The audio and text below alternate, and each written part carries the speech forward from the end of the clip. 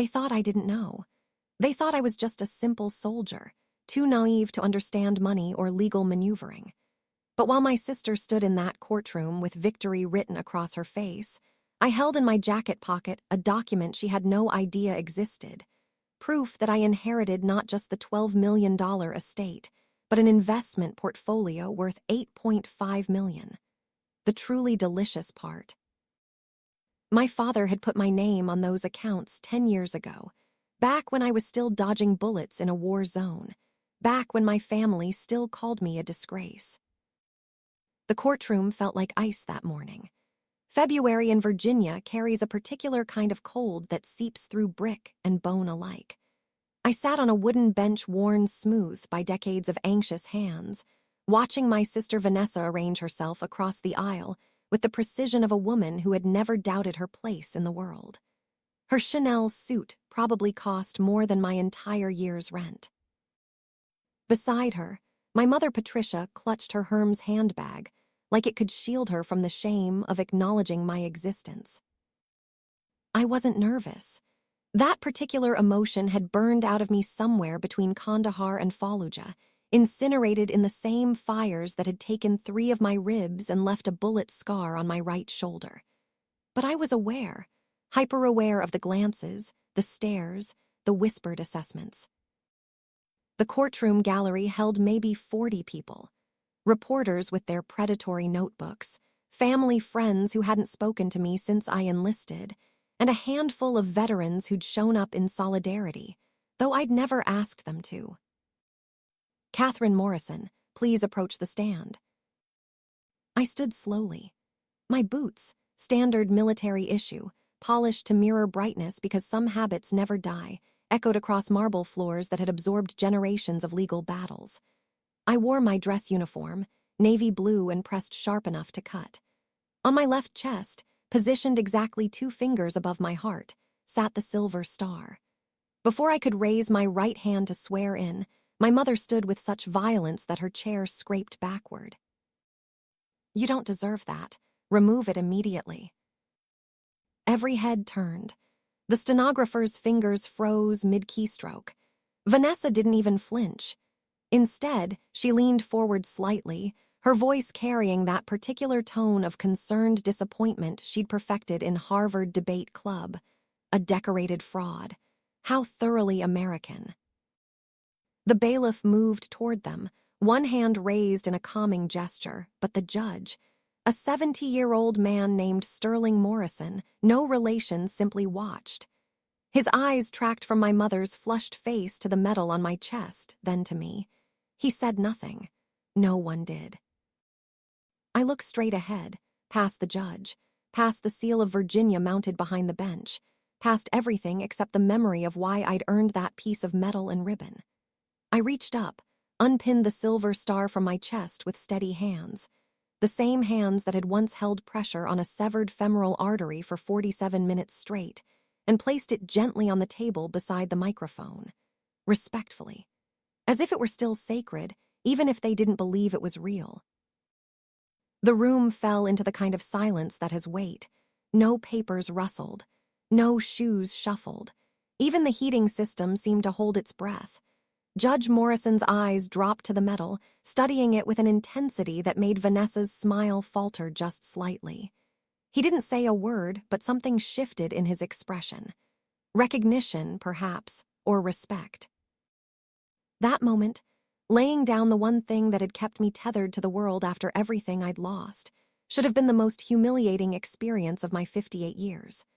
I had been shot twice, lost 3 ribs to shrapnel, watched friends bleed out in vehicles that were supposed to be safe, but nothing compared to this. My own mother shouting me down in public, my sister calling me a fraud, and not one single person standing up to say, she earned that. I sat without looking at anyone, my hands folded in my lap. The space where my medal had been felt colder than anything I'd experienced overseas, colder than the desert nights when temperatures dropped 40 degrees and we huddled around generators that barely worked. Marcus Brandford, Vanessa's attorney, A man whose $3,000 Armani suit probably represented more moral compromise than actual legal skill, stood with theatrical confidence. He smoothed his lapel, adjusted his Italian leather briefcase, and stepped forward like a man addressing a jury he'd already bought. "Your Honor, we maintain that Miss Morrison, despite her claims of military service, manipulated the Morrison estate during a period of profound emotional and physical vulnerability. She moved into the property uninvited. She overrode medical directives. She isolated a dying man from his family. And she has since attempted to assert control over assets worth more than $20 million that are not, by any reasonable standard, legally hers." He gestured toward a screen where a grainy photograph appeared, me sitting on the edge of my father's hospital bed, holding his hand. Another photo showed me in the backyard of Morrison Manor, opening the old tool shed. They made it look sinister, like I'd broken in, like I'd forced my way back into a home where I'd once built pillow forts and learned to ride a bicycle. Brandford continued, his voice oiled with false concern. "This case is not about military medals or family drama. It's about property rights. It's about the systematic exploitation of an elderly man in catastrophic decline. It's about a woman who abandoned her family for 20 years, then returned only when there was something material to gain." The words slid across the floor like oil on ice, slick, cold, designed to make me slip. I didn't say anything. My court-appointed attorney, James Thornton, had advised silence. "Not yet, Catherine. Not until we present our evidence. But so far we hadn't been given the chance. They were painting me as a calculating parasite, and the courtroom was nodding along like this was a play they'd seen before and already knew the ending." Murmurs rippled through the spectators. Some were reporters already composing their headlines. Others were family friends who remembered the scandal of my enlistment, who'd whispered behind their wine glasses at country club events about how the Morrison girl had thrown away a perfectly good career to play soldier. They glanced at me, then looked away quickly, as if eye contact might contaminate them. One woman, Mrs. Pemberton, who'd once praised my mother's piano teaching and never acknowledged my existence, shook her head slowly. Another whispered to her neighbor behind a manicured hand. I knew what they were thinking. How dare she show up in uniform expecting sympathy? How dare she claim heroism when everyone knows she's just after the money? They didn't see the years I'd spent patching up soldiers younger than my sister, dragging them through dust and blood and gunfire, whispering lies like, "You're going to be fine. Stay with me. Help is coming." Even when I knew they weren't fine, when I could feel their life draining through my fingers faster than any tourniquet could stop it. They didn't see the nights I sat by my father's bedside during those final 3 months, changing dressings that nurses said didn't need changing, helping him breathe through pain that morphine barely touched, waiting for him to say one kind word. Which he eventually did, but far too late for it to change 20 years of silence. Instead, what they saw was a disgrace. A woman with a medal she shouldn't have. A daughter trying to steal a house she didn't earn. A soldier who had apparently faked it all for this exact moment. And I let them believe it. For now. Because I knew something they didn't. I knew that sometimes silence is sharper than any rebuttal. Sometimes the best strategy is to let your opponent think they're winning until the moment you show them the board was rigged in your favor all along. And when truth finally walks through the door, and it always does eventually, it doesn't need to shout. It just needs to exist. That moment was coming. I could feel it in my bones the same way I'd once felt incoming mortar fire 3 seconds before impact. But until then, I sat in that courtroom stripped of my title, my history, my father's name, and I did what I'd learned to do best in 12 years of military service. I endured. I watched. I waited. Because I had survived worse than this, and I knew how to win a war without firing back. Not yet. But soon. 20 years before that courtroom humiliation, I was 38 years old and exhausted. Exhausted from my divorce, which had been civil but soul-crushing in its revelation, that I'd married a man who loved the idea of me more than the reality. Exhausted from working 60-hour weeks as head nurse at Virginia Memorial Hospital, watching people die from things we should have been able to fix if only we had better funding, better equipment, better anything. Exhausted from living in a beautiful brick house with a family who saw me as a placeholder until something better came along. Morrison Manor sat on 5 acres of prime Virginia land overlooking the Potomac River. 12,000 square feet of Southern colonial architecture, 8 bedrooms, 6 bathrooms, hand-carved crown molding in every room, and enough family history to choke on. The property was worth $12 million even back then, before the real estate boom made waterfront estates worth their weight in gold. Inside, my mother's Steinway grand piano, a gift from my father on their 20th anniversary, worth $150,000, dominated the music room where she gave lessons to the children of senators and CEOs at $200 per hour. I didn't fit there. I never had. But that particular evening, I was about to make my lack of fit permanent. The dining room gleamed under the chandelier my great-great-grandfather had imported from France in 1897. My father sat at the head of the table in his usual position, wearing the posture of a career military officer, even though he'd retired from active duty 10 years prior. Colonel Richard Morrison, 68 years old, still kept his hair military short and his spine parade ground straight. My mother, Patricia, 56 and aging with the grace of someone who could afford the best dermatologists in 3 states, arranged herself at the opposite end. Between them, my sister Vanessa glowed with recent success, Harvard law degree still fresh, a position at Sterling and Morrison, our grandfather's firm, though she'd never acknowledged the nepotism, already secured at a starting salary of $180,000. I was the odd note in this symphony of achievement, divorced at 38, childless, working in a profession my mother considered noble but my father thought was beneath our family's standing. Not because nursing wasn't respectable, but because Morrison women didn't work in service positions. We were meant to lead, to direct, to sign checks rather than provide care. I set down my fork carefully. The sound of sterling silver on fine china seemed too loud. I've made a decision.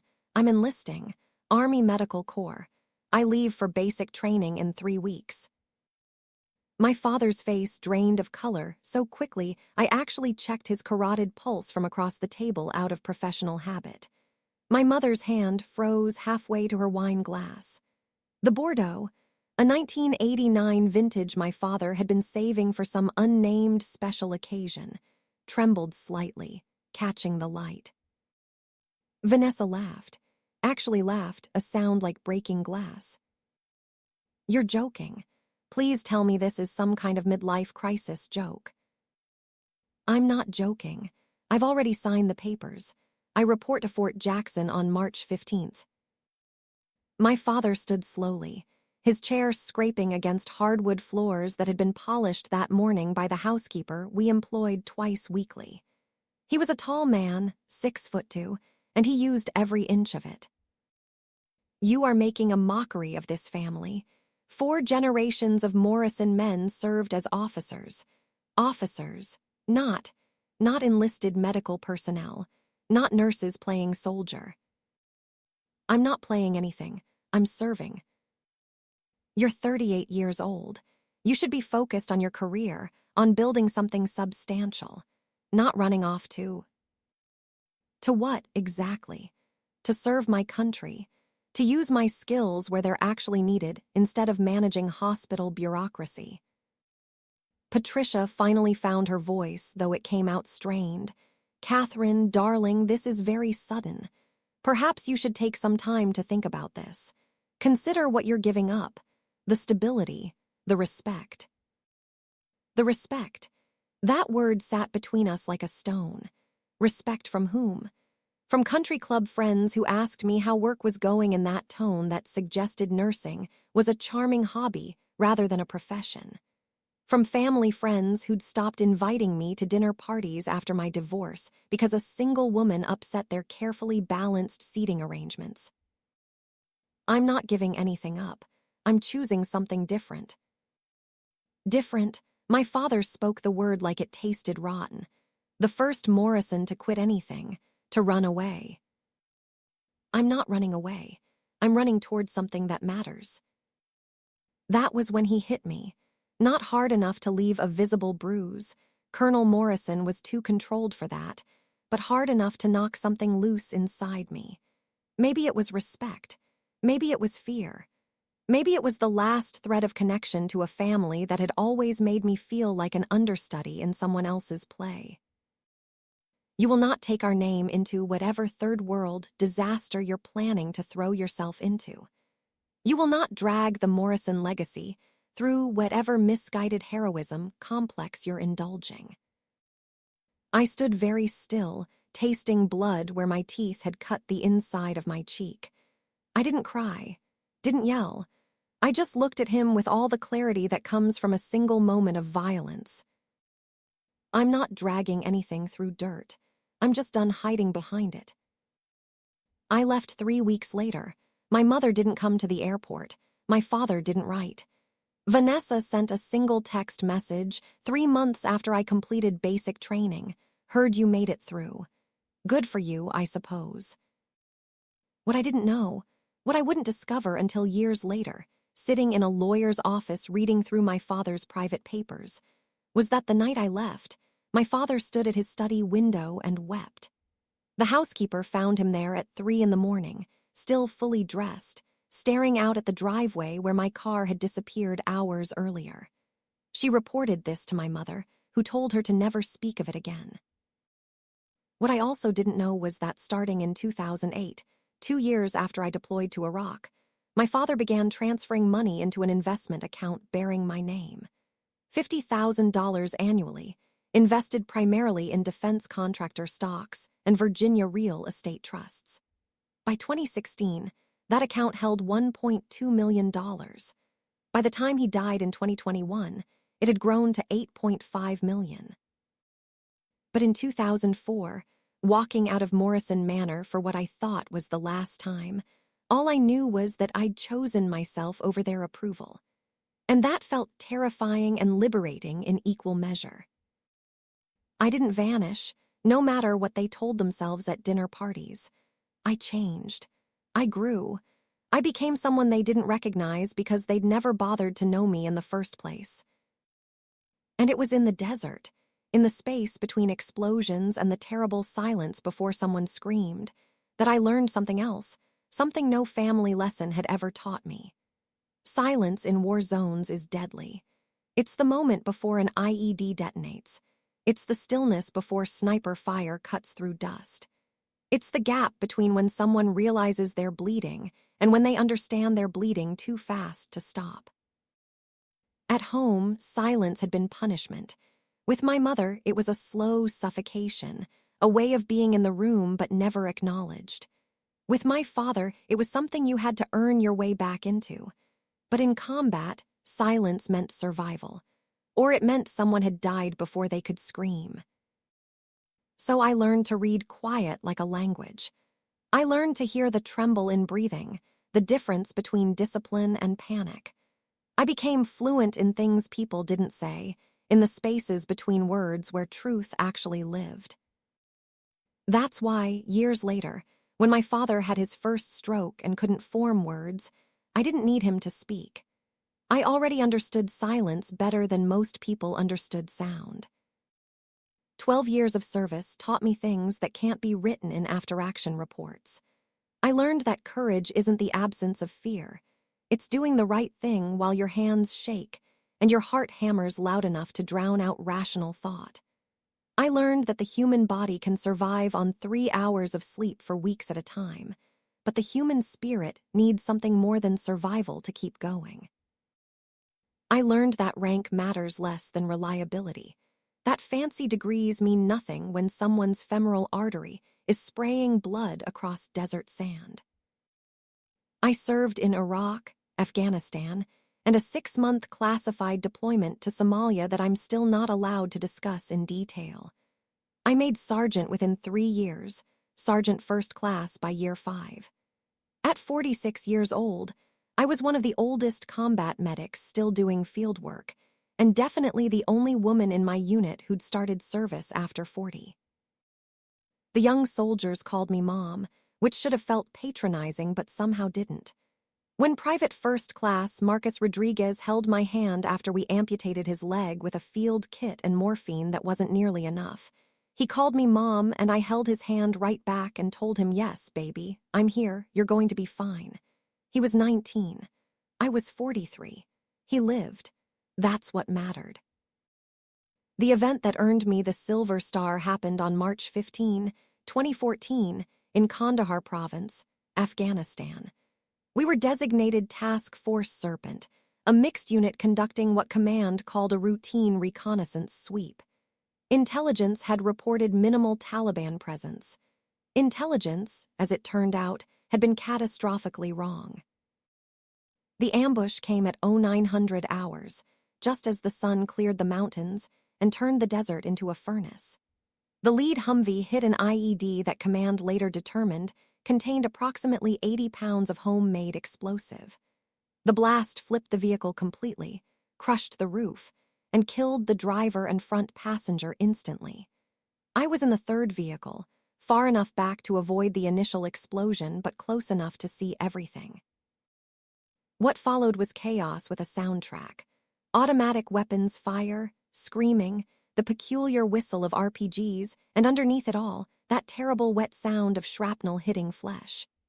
Our convoy commander, Brigadier General Harrison Blackwood, who'd insisted on riding with frontline troops because he believed in leading by example, was trapped under the overturned Humvee, his left leg crushed, bleeding from multiple wounds. I ran toward the wreckage while everyone else took cover, not because I was braver, because I was a medic and running toward damage was what I'd trained to do. Bullets kicked up sand around my boots. Something hot creased my right shoulder. I'd realize later it was a through-and-through bullet wound, remarkably clean considering, but I didn't stop. General Blackwood weighed 200 pounds of solid muscle. I weighed 135. The physics shouldn't have worked. But physics doesn't account for adrenaline or desperation or the fundamental unwillingness to let another human being die when you have the skills to prevent it. I got him out, dragged him 50 yards to the relative cover of a rocky outcrop while my shoulder bled and his leg left a trail in the sand, applied a tourniquet, stuffed wound packing into a gash in his side that I could fit 3 fingers into, held pressure, counted his pulse, told him the same lie I'd told Private Rodriguez, "You're going to be fine, sir. Help is coming." Then I went back. Over the next 47 minutes, I pulled 11 people from that kill zone. Some were already dead, nothing I could do except close their eyes and move to the next one. Some were savable if I worked fast enough. I worked fast. My uniform became so blood-soaked that later, during debrief, photographs showed I looked like I'd been swimming in red paint. Staff Sergeant Jennifer Kowalski had taken shrapnel to the abdomen. I packed the wound, started an IV line with hands that wouldn't stop shaking, and dragged her to cover while she screamed. Corporal David Martinez had a sucking chest wound. I sealed it with a plastic wrapper from an MRE and my own thumb until I could get a proper chest seal from my kit. Private First Class Sarah Chen had lost her left hand below the wrist. I tourniqueted the stump, held her while she sobbed, and told her, "You're going to be okay, you're going to be okay, I've got you." I didn't stop until the medevac helicopters arrived. By then, my shoulder had gone numb, which I knew meant nerve damage or shock or both. I'd burned through all my morphine on patients who needed it more. I'd used every bandage, every piece of equipment, every ounce of training. 11 people lived who shouldn't have. The after-action report called it extraordinary heroism under fire. General Blackwood, recovering in a field hospital with 18 pins in his left leg, called it something else.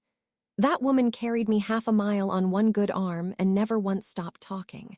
Kept telling me I wasn't dead yet, so I better act like it. The Army put me in for the Medal of Honor. My father, Colonel Richard Morrison, retired, submitted the nomination paperwork personally, using connections he'd spent 40 years cultivating. I didn't know this. He never told me. According to the documents James Thornton would show me years later, my father called General Blackwood's office 17 times in the months following the incident, asking about the status of my nomination, pushing for recognition.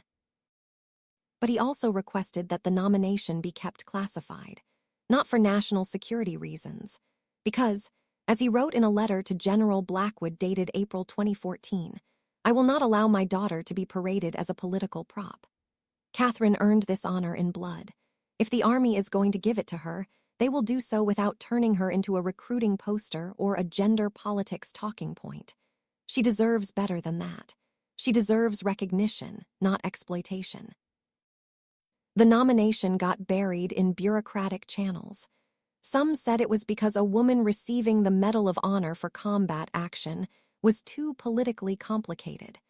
Some said it was because my father's request for privacy made it easier to file and forget. Whatever the reason, I didn't receive the Medal of Honor. I got the Silver Star instead, which was still the third highest military decoration, still extraordinary. But my father had wanted more for me, had fought for more, and I never knew. Because he never told me. Because telling me would have required admitting he was proud. And pride, for Richard Morrison, was something you showed to country club friends and business associates, not to the daughter who'd humiliated you by choosing service over status. But he was proud. The letters proved it. 17 letters over 8 years, all unfinished, all addressed to me, none ever sent. Catherine, I saw your name in the Army Times today. Made Sergeant First Class. I cried in my study and told no one. Your mother asks about you sometimes. I tell her I don't know. The truth is I call your commanding officer every 3 months to make sure you're safe. They say you saved 11 men in Kandahar. Of course you did. You always saved everyone, even me, though I didn't deserve it. I found those letters after he died, locked in a safety deposit box along with the investment account documents and the Silver Star nomination paperwork. 213 letters written over 12 years, not 1 cent. The phone call came on October 3rd, 2020, while I was stationed in Germany, training new medics in trauma response protocols. I was 53 years old, considering retirement, wondering what civilians did with their time when they weren't trying to keep other people alive. Sergeant Morrison, this is Lieutenant Carlson at Walter Reed. I'm calling about your father. My father. I hadn't spoken to him in 12 years. Hadn't heard his voice.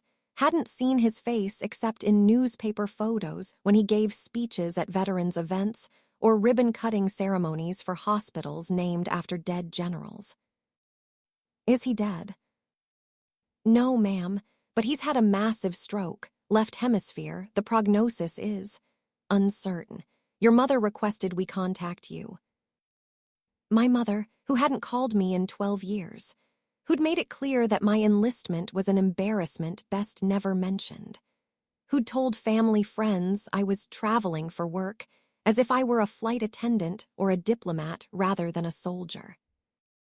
What does uncertain mean? It means he might not survive the week, and if he does survive, he'll likely never walk or speak again. I was on a plane 18 hours later. Military transport to Dover, commercial flight to Reagan National, rental car to Virginia Memorial Hospital, where I'd once worked as head nurse, and where my father now lay in the ICU, machines breathing for him. The hospital smelled the same as I remembered. Antiseptic and floor polish, and that underlying scent of human fear that no cleaning product can eliminate.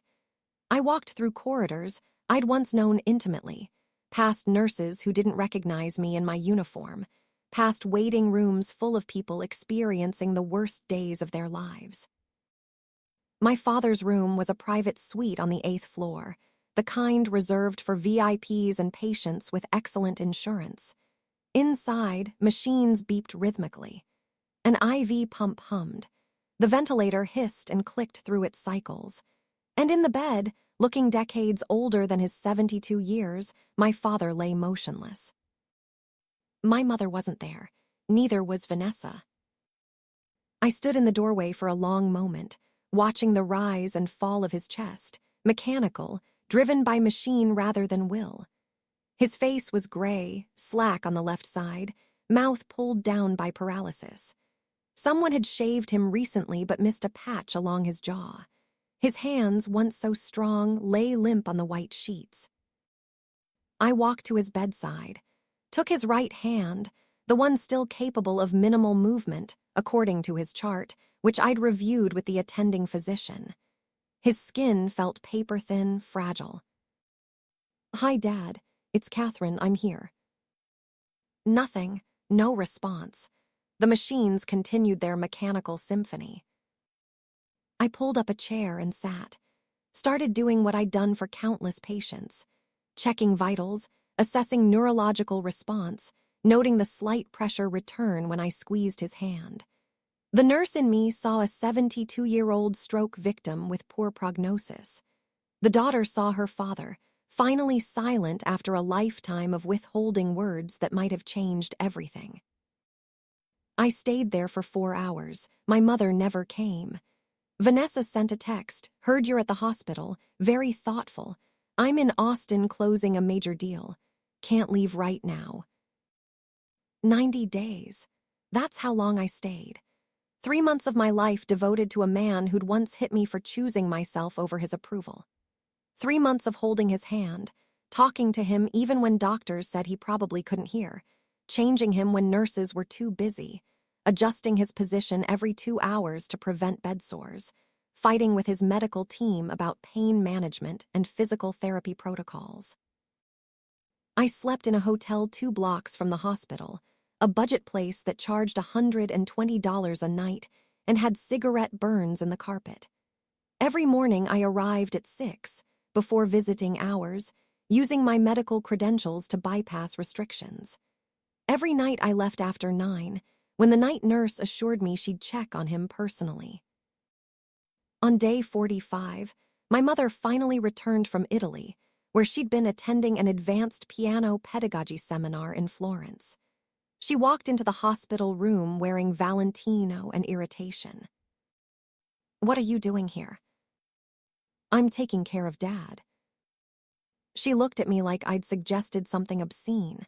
"We have nurses for that." "The nurses have 40 other patients. I'm his daughter." "You're a stranger who happens to share his DNA. You haven't been part of this family for 12 years. I held my father's hand tighter. "And where were you? Where were you when he had the stroke? Where have you been for the last 6 weeks?" Patricia's face froze into the expression I remembered from childhood, the one that meant emotions were beneath discussion. I had commitments. I had a life. Unlike some people, I don't abandon my responsibilities. I didn't respond. I'd learned long ago that arguing with my mother was like arguing with weather. She existed in her own climate, and my disagreement didn't change the temperature. She stayed at the hospital for 40 minutes, spent most of it on her phone, handling what she called urgent matters, left without saying goodbye. Vanessa came once, on day 62. She wore a power suit that probably cost $3,000 and carried a briefcase that cost another $2. She stood at the foot of the bed, looking at our father with the expression of someone examining a disappointing quarterly report. "How long do the doctors think he has?" "They don't know.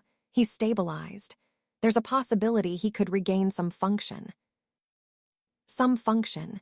She made it sound like an appliance. Will he be able to manage his own affairs? "It's too early to tell." Because if he can't, someone will need to handle his estate. Power of attorney, medical decisions, financial oversight. I see you've been thinking about this. Someone has to. You're not exactly equipped to manage a portfolio worth 20 million. 20 million. She said it so casually, like it was a fact everyone knew. I'd had no idea. My father's wealth had never been discussed with me, not when I was growing up, not when I enlisted, not ever. I'm not here for the money, Vanessa. Of course not. You're here out of the goodness of your heart. How noble. I'm here because he's my father and he's alone. She laughed, that same breaking glass sound from 20 years earlier. He's not alone. He has family. Real family who stayed, who built lives here, who contributed to the legacy he cares about. Then where have you been? Her smile turned sharp. Living my life. Not everyone needs to play hero, Catherine. She left after 20 minutes. On her way out, she paused at the door. If you're planning to stick around, you should know that Dad already has a will. Everything's settled, so don't get any ideas. On day 87, everything changed. I just finished repositioning my father, a process that required rolling him carefully, checking for pressure points, ensuring his airway remained clear.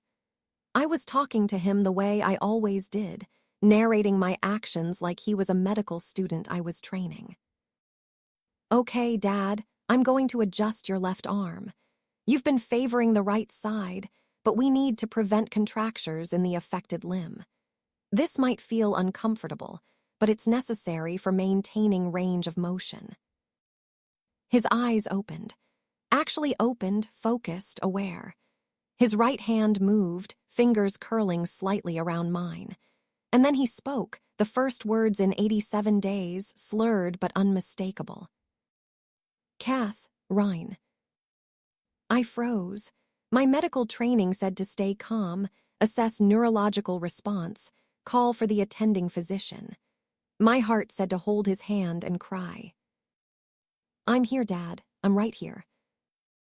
Proud, so proud.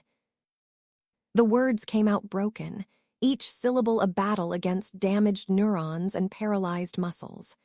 But they came, and they landed in my chest like a fist, knocking loose something I'd kept locked down for 20 years. I called for the nurse, called for the neurologist. Within 15 minutes, the room filled with medical staff, all shocked that Colonel Morrison had regained consciousness, regained speech, regained anything. Over the next 3 days, he continued improving. Slowly, painfully, but measurably. He started eating soft foods, started participating in physical therapy, started being Richard Morrison again instead of just a body in a bed. And he started talking. To me. Only to me at first because I was the only one there. On day 90, he called for a lawyer. James Thornton arrived, a man my father had known for 40 years, who'd handled the Morrison estate since my grandfather died. I started to leave, to give them privacy, but my father's hand shot out with surprising strength. Stay. Thornton set up a portable recording device, legal documents, witnesses, everything required for what came next. My father, his voice still damaged but his mind sharp as ever, dictated a new will. Morrison Manor, the main property at 412 Kingston Drive, including all structures and 5 acres, valued at $12 million, goes to Catherine Elizabeth Morrison. I opened my mouth. He raised one finger in a gesture I remembered from childhood. Silence. Investment portfolio, currently valued at $8.5 million, held in various accounts, goes to Catherine Elizabeth Morrison. Thornton's pen moved across legal paper, noting everything. To my wife, Patricia Morrison, and daughter Vanessa Morrison Sterling, a cash disbursement of $500,000 each. That was it. Out of a $21 million estate, they would receive $1 million combined. Everything else, The house, the investments, the legacy came to me. Thornton looked up. Colonel Morrison, I need to confirm you understand the implications of this distribution. Your wife and younger daughter will contest this. Let them try. Sir, I strongly recommend you include provisions explaining your reasoning. It will strengthen the document against legal challenge. My father looked at me with eyes that held something I'd never seen there before. Not just pride, understanding. Catherine held my hand when I couldn't breathe. She stayed 90 days, they didn't. 3 days later, he died, peacefully in his sleep with me holding his hand. The last thing he said to me, whispered so quietly I had to lean close to hear, "Forgive me. Too late, but forgive me." I told him yes. I told him I forgave him. I told him to rest. I don't know if he heard me, but I hope he did. 6 months after burying my father, I stood in a studio apartment that cost $1,800 a month and contained exactly 7 pieces of furniture. A bed, a desk, 2 chairs, a small table, a bookshelf, and a reading lamp I'd bought at Target for $32. The apartment occupied the 3rd floor of a converted warehouse in downtown Richmond, 30 miles from Morrison Manor, far enough that I wouldn't accidentally run into my mother at the grocery store or Vanessa at whatever overpriced restaurant she frequented. Morrison Manor itself sat empty, not abandoned. I'd hired a property management company to maintain it, cut the grass, keep the pipes from freezing, but unoccupied. The house that had dominated my childhood, that $12 million monument to Morrison family legacy, stood vacant while I lived in 600 square feet of exposed brick and IKEA minimalism. James Thornton thought I was insane. We met weekly in his office, a walnut-paneled room that smelled like old law books and the kind of money that doesn't need to announce itself. He'd represented my father for 40 years, managed the Morrison estate since my grandfather died, and probably knew more family secrets than any therapist ever would. You could be living there. The house is yours. I don't need 12,000 square feet to prove ownership, but I do need $3,600 a month. He looked confused. $3,600 from what? From renting it. I found a family willing to pay $15,000 monthly for a waterfront estate with 8 bedrooms. After property management fees, taxes, and maintenance reserve, I clear $3,600. That's useful income. Catherine, you have $8.5 million in investments. You don't need rental income.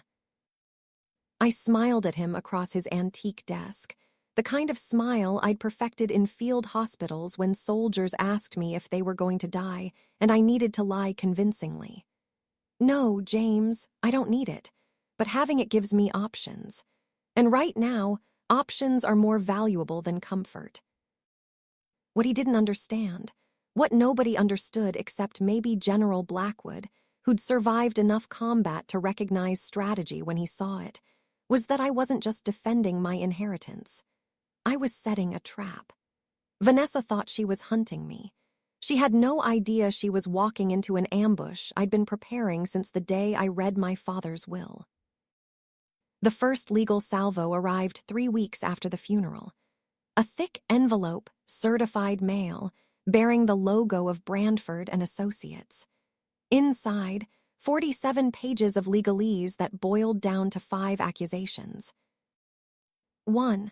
I had manipulated my father during a period of diminished mental capacity. 2. I had isolated him from family, preventing Patricia and Vanessa from visiting. 3. I had exercised undue influence over a vulnerable elderly man. 4. I had fraudulently misrepresented my military service and decorations. 5. I was attempting to wrongfully claim assets worth approximately $20.5 million. I read the entire document twice, making notes in the margins, highlighting inconsistencies. Then I called Thornton. They calculated wrong. I'm sorry. The estate value. They claim 20.5 million. It's actually 21.3. Morrison Manor appreciated faster than they realized. They're off by 800,000. Catherine, that's not the point. They're accusing you of. I know what they're accusing me of, and they're going to fail. But first, they need to think they're winning. There was a long pause. You have a plan. I've been planning since day one. You don't survive 12 years in combat without learning to think 3 moves ahead. What Thornton didn't know, what I hadn't told him yet, was that I'd hired my own investigator. Maria Chen, former FBI, now running a private investigation firm specializing in financial fraud and corporate espionage. She cost me $10,000, paid from my personal savings account, completely separate from the estate funds. $10,000 to follow Vanessa, document her activities, trace her finances, and report back weekly. Maria's first report arrived via encrypted email. Your sister is in financial trouble, deep trouble, and she's taking desperate measures. The details were damning. Vanessa had invested $2.8 million, borrowed against her partnership stake in Sterling and Morrison, into a tech startup called Quantum Solutions. The company promised revolutionary advances in cybersecurity, had a CEO with an impressive Stanford pedigree, and collapsed spectacularly in February 2021 when the SEC discovered the whole thing was smoke and mirrors. No actual technology, no actual product. Just a very expensive Ponzi scheme that left investors holding worthless paper. Vanessa owed $2.5 million to the bank. Her partnership in the law firm was leveraged to the hilt. Without Morrison Manor to sell or the investment portfolio to liquidate, she would face bankruptcy within 18 months. And bankruptcy for a lawyer meant disbarment, loss of license, loss of career, loss of identity. So she wasn't fighting for family legacy or justice. She was fighting for survival. Maria's second report was even more interesting. She's looking for people to buy. The investigator had tracked Vanessa to 3 separate meetings, one at a coffee shop in Arlington, one at a hotel bar in Alexandria, one in a parking garage in Fairfax. 3 different people, 3 different conversations, but the pattern was clear. Vanessa was building a case with purchased testimony. The first person was Derek Simmons, 52 years old, dishonorable discharge from the Army in 2009 for theft of military property, currently working sporadically as a warehouse manager in Maryland. Maria had photographed him meeting Vanessa at a Starbucks, accepting a manila envelope, signing something on Vanessa's tablet. Bank records, Maria had her methods, and I didn't ask too many questions, showed a deposit of $50,000 into Simmons's account 2 days later. The second person was a video editing specialist named Trevor Marsh. 38 years old, degree in film production from NYU, currently freelancing and apparently willing to do morally questionable work for the right price. $15,000, paid in cash according to the surveillance photos showing Vanessa handing him an envelope thick enough to choke a horse. The third person was Danielle Hayes, my father's night nurse, the woman who'd checked on him during those final 3 months, who'd helped me turn him to prevent bed sores, who'd held his hand when I needed to step out for coffee or fresh air. $35,000 transferred to an account Danielle had opened the day before meeting Vanessa. I stared at that last piece of information for a long time. Danielle had seemed kind, had seemed to genuinely care about my father, had cried at his funeral and hugged me and told me he was lucky to have a daughter who loved him so much. $35,000, apparently, was enough to make that kindness negotiable. Maria's voice on the phone was professional, unemotional. Do you want me to approach Hayes? Sometimes people can be convinced to reverse their position if they understand the legal consequences. No, let it play out. I want to know exactly what my sister is planning before I dismantle it. You're very calm about this. I've had people shoot at me with actual bullets, Maria. Legal threats are just slower and require better paperwork. The summons arrived on a Tuesday morning in April. I was scheduled to appear in Virginia Circuit Court on May 15th to answer the charges. Judge Sterling Morrison, no relation, though the coincidence amused me, would preside. Marcus Brandford would represent Vanessa and Patricia. James Thornton would represent me. Thornton wanted to file immediate motions, to challenge the accusations point by point, to bury Vanessa in discovery requests and procedural delays. Standard legal warfare, designed to exhaust resources and patience until someone blinked. I told him no. Let them present their case. Let them show all their cards, then we'll show ours. But Catherine, if we wait. Trust me, James. I've been outmanned and outgunned before. The trick isn't to have more firepower. It's to let your opponent empty their magazine while you wait for the perfect shot. He looked at me like I'd started speaking a foreign language, which I suppose I had, the language of combat, of calculated risk, of patience that looks like passivity until suddenly it doesn't. 3 days before the court date, Maria sent me a final package. Video footage from the hotel where Trevor Marsh met Vanessa. Audio recording from a bug she'd planted. Again, I didn't ask, in the parking garage where the Simmons meeting occurred.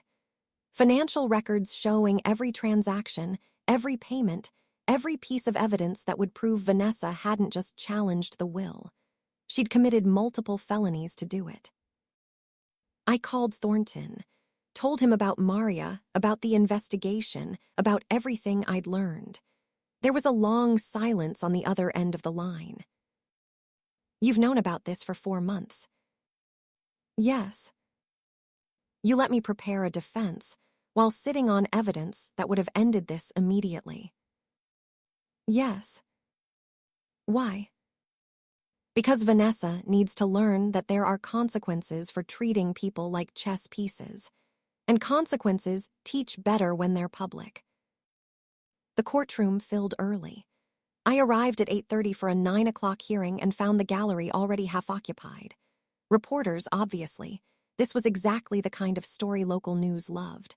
Wealthy family, military scandal, contested estate. The headline wrote itself. But there were others, too. Veterans in dress uniforms, people I'd never met wearing VFW caps and Legion pins, women with faces I vaguely recognized from my years at Virginia Memorial Hospital. They weren't there for Vanessa. They were there for me, and I hadn't asked a single one of them to come. An older man approached as I sat at the defendant's table. We were technically the respondents, but Vanessa's legal team had framed this as me on trial rather than them as challengers. He wore an army uniform from an era long past, medals covering his chest, hair white but eyes sharp. Sergeant Morrison, I'm Colonel William Taylor, retired. I served with your father in Germany back in the 70s. He was a good man, stubborn as hell, but good. I stood, shook his hand. Thank you for being here, sir. He smiled, the kind that carries sadness underneath. Rick called me, about 6 years ago out of the blue, asked me if I knew a brigadier general named Blackwood. I said I'd heard of him. Rick said his daughter served under Blackwood, had done something extraordinary in Afghanistan. He sounded proud as hell, but also said I couldn't tell anyone, made me promise. I felt something crack in my chest. He called you. 3, 4 times a year after that, always asking about you in a roundabout way, never direct, but I knew what he was doing. He was collecting information about his daughter because he was too damn proud to just call and ask how you were doing. Taylor squeezed my shoulder once, then returned to his seat. I sat down, hands trembling slightly, and tried to focus on the legal pad in front of me. Tried not to think about my father making phone calls to people I'd never met, asking about me, caring from a distance because he didn't know how to care up close. The bailiff called the courtroom to order. Judge Morrison entered. a man who'd spent 30 years on the bench and had a reputation for suffering neither fools nor theatrics. He was 70, lean, with silver hair and reading glasses that sat perpetually on the end of his nose. This court is now in session. Case number 2021, CV 4729, Morrison versus Morrison, contesting the last will and testament of Colonel Richard Morrison, deceased. Marcus Branford stood, buttoning his $3,000 suit jacket with practiced ease. Your Honor, we appreciate the court's time in this matter. This case concerns the systematic exploitation of an elderly man by a family member who abandoned him for 20 years, only to return when his health failed and his assets became accessible. I sat perfectly still. Thornton had advised me to show no emotion, no reaction, to be as neutral as possible. It wasn't difficult. I'd sat through worse briefings, heard more painful accusations. This was just another form of combat, and I'd always been good at staying calm under fire.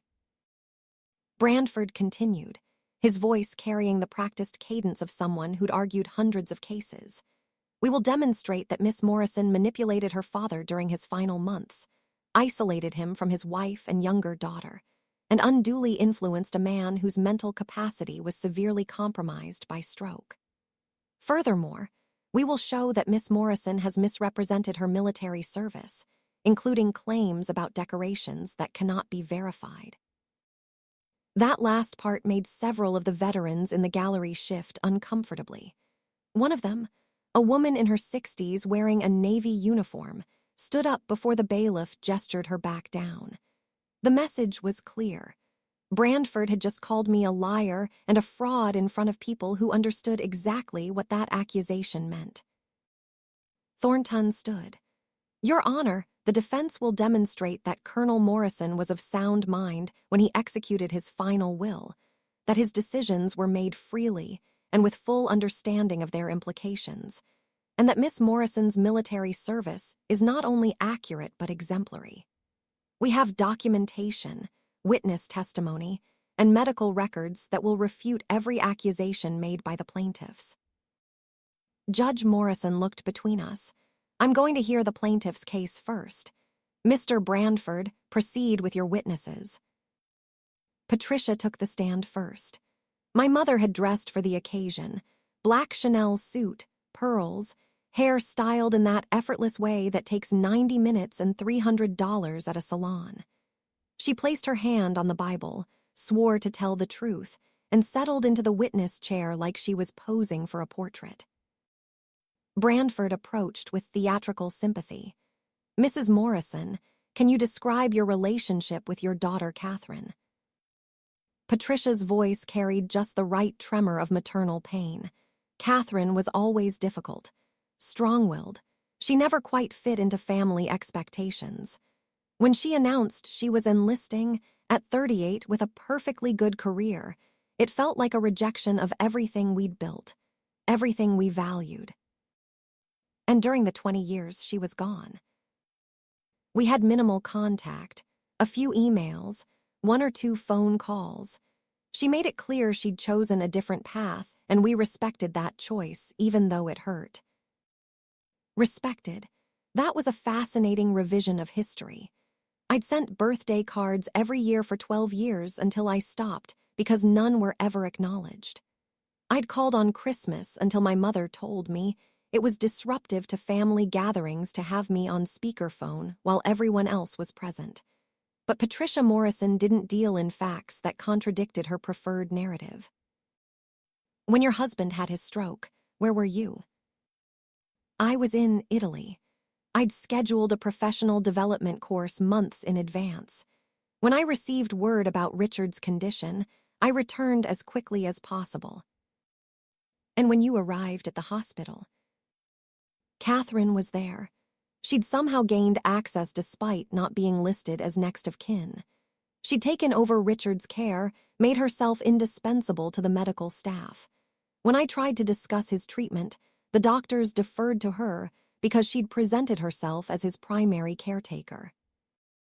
Did you have any reason to believe your husband wished for Catherine to inherit the majority of his estate?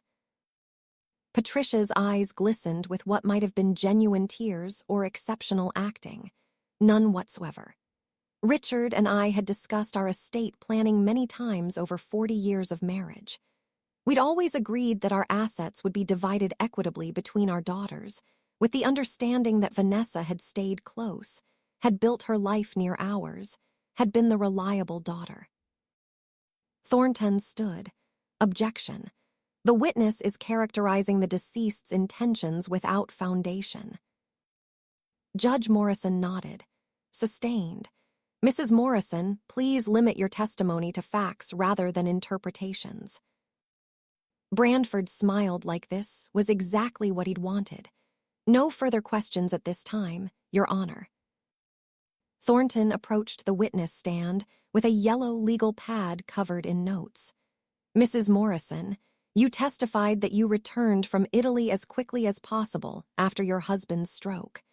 Can you tell the court exactly when you arrived? Patricia's composure flickered slightly. I don't recall the exact date.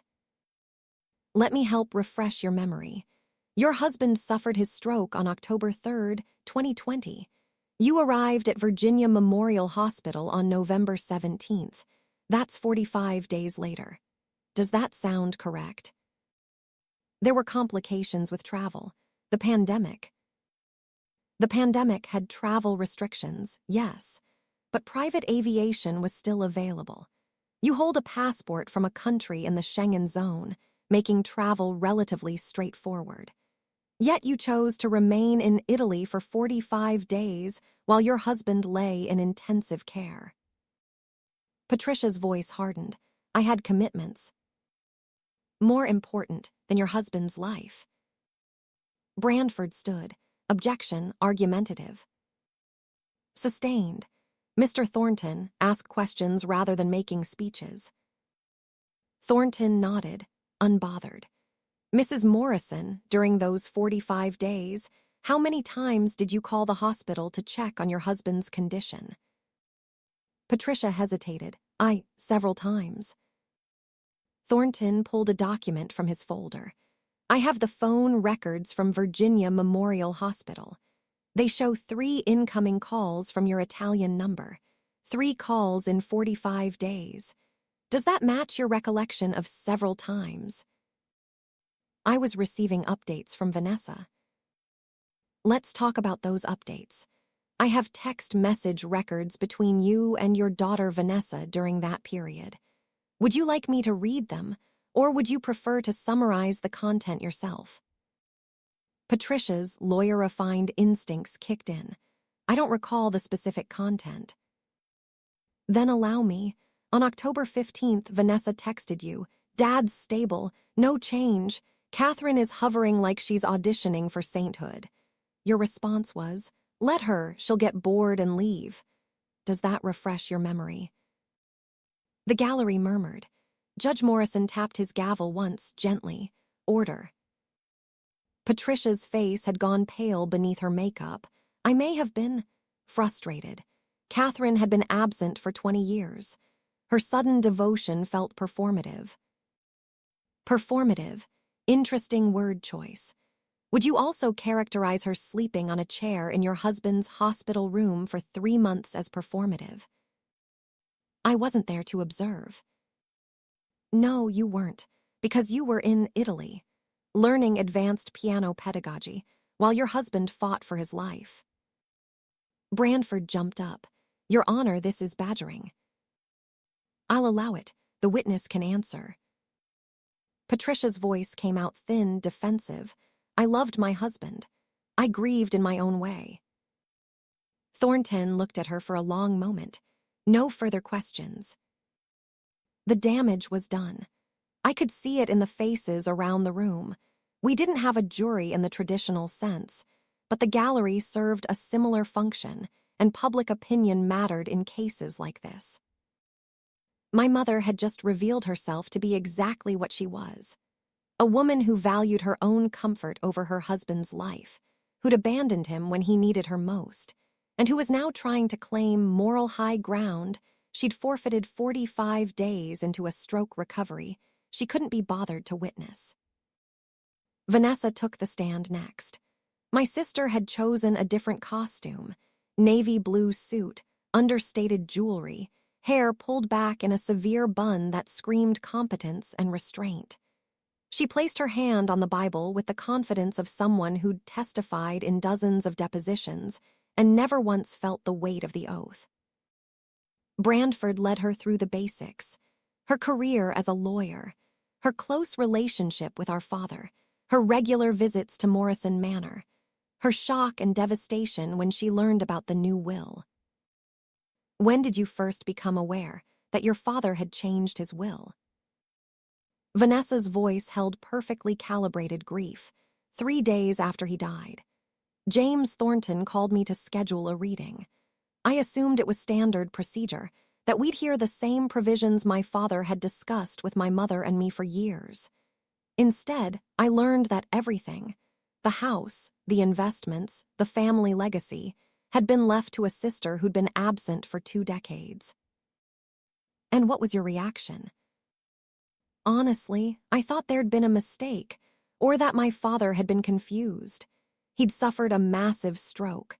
The doctors had told us his cognitive function was compromised. It didn't make sense that he would make such a drastic change in his mental state. Did your father ever discuss leaving the estate to Catherine during your visits with him? Never, not once. In fact, the few times I saw him during those final months, he seemed confused about who was in the room. He called me Catherine twice. He asked for people who'd been dead for years. He wasn't himself. Thornton was making notes on his legal pad, writing quickly. I leaned over and saw what he'd written. She's lying. Medical records will prove it. Brandford continued. Miss Morrison, can you describe the level of access you had to your father during his final 3 months? Vanessa's jaw tightened almost imperceptibly. I visited as often as I could, but Catherine had essentially taken over. She'd positioned herself as his primary caretaker, and the hospital staff deferred to her because of her nursing background. When I asked to be included in medical decisions, I was told Catherine had healthcare proxy. Did your father grant her that proxy? Not to my knowledge. I believe she assumed it. This was where Thornton would destroy her. I'd never claimed healthcare proxy. The hospital had deferred to me because I was there, because I knew the medical terminology, because I asked the right questions. But I'd never had legal authority. Patricia had retained that on paper the entire time. Vanessa was fabricating authority. I'd never claimed to make it look like I'd overstepped boundaries I'd actually been careful to respect. Brandford moved to his finale. And the military service Miss Morrison claims to have performed. Have you been able to verify any of it? Vanessa looked directly at me for the first time. I've tried, but the records are conveniently classified or unavailable. She has a uniform and a medal, but I can't find any official documentation of the events she claims occurred. That was the match to the powder keg. Every veteran in the gallery reacted at once. 3 people stood up. Someone said something sharp and angry that the bailiff cut off with a raised hand. Judge Morrison gavelled for order, his face showing the first crack in judicial neutrality, a flash of something that might have been discussed. Order, order in this court. I will clear the gallery if necessary. The room settled, but the tension remained. Vanessa had just accused me of stolen valor in a room full of people who understood that accusation as one of the worst insults possible. She'd called me a liar wearing borrowed honor. And she'd done it with her lawyer's precision, carefully avoiding explicit accusation while implying everything. Thornton stood for cross-examination. Miss Morrison, you testified that you visited your father as often as possible during his final 3 months. How many times exactly? Vanessa's corporate lawyer training showed. I don't have an exact count. Would 3 times be accurate? It might have been more. Let's look at the visitor logs from Virginia Memorial Hospital. They show 3 visits from you, November 2nd, November 30th, and December 28th.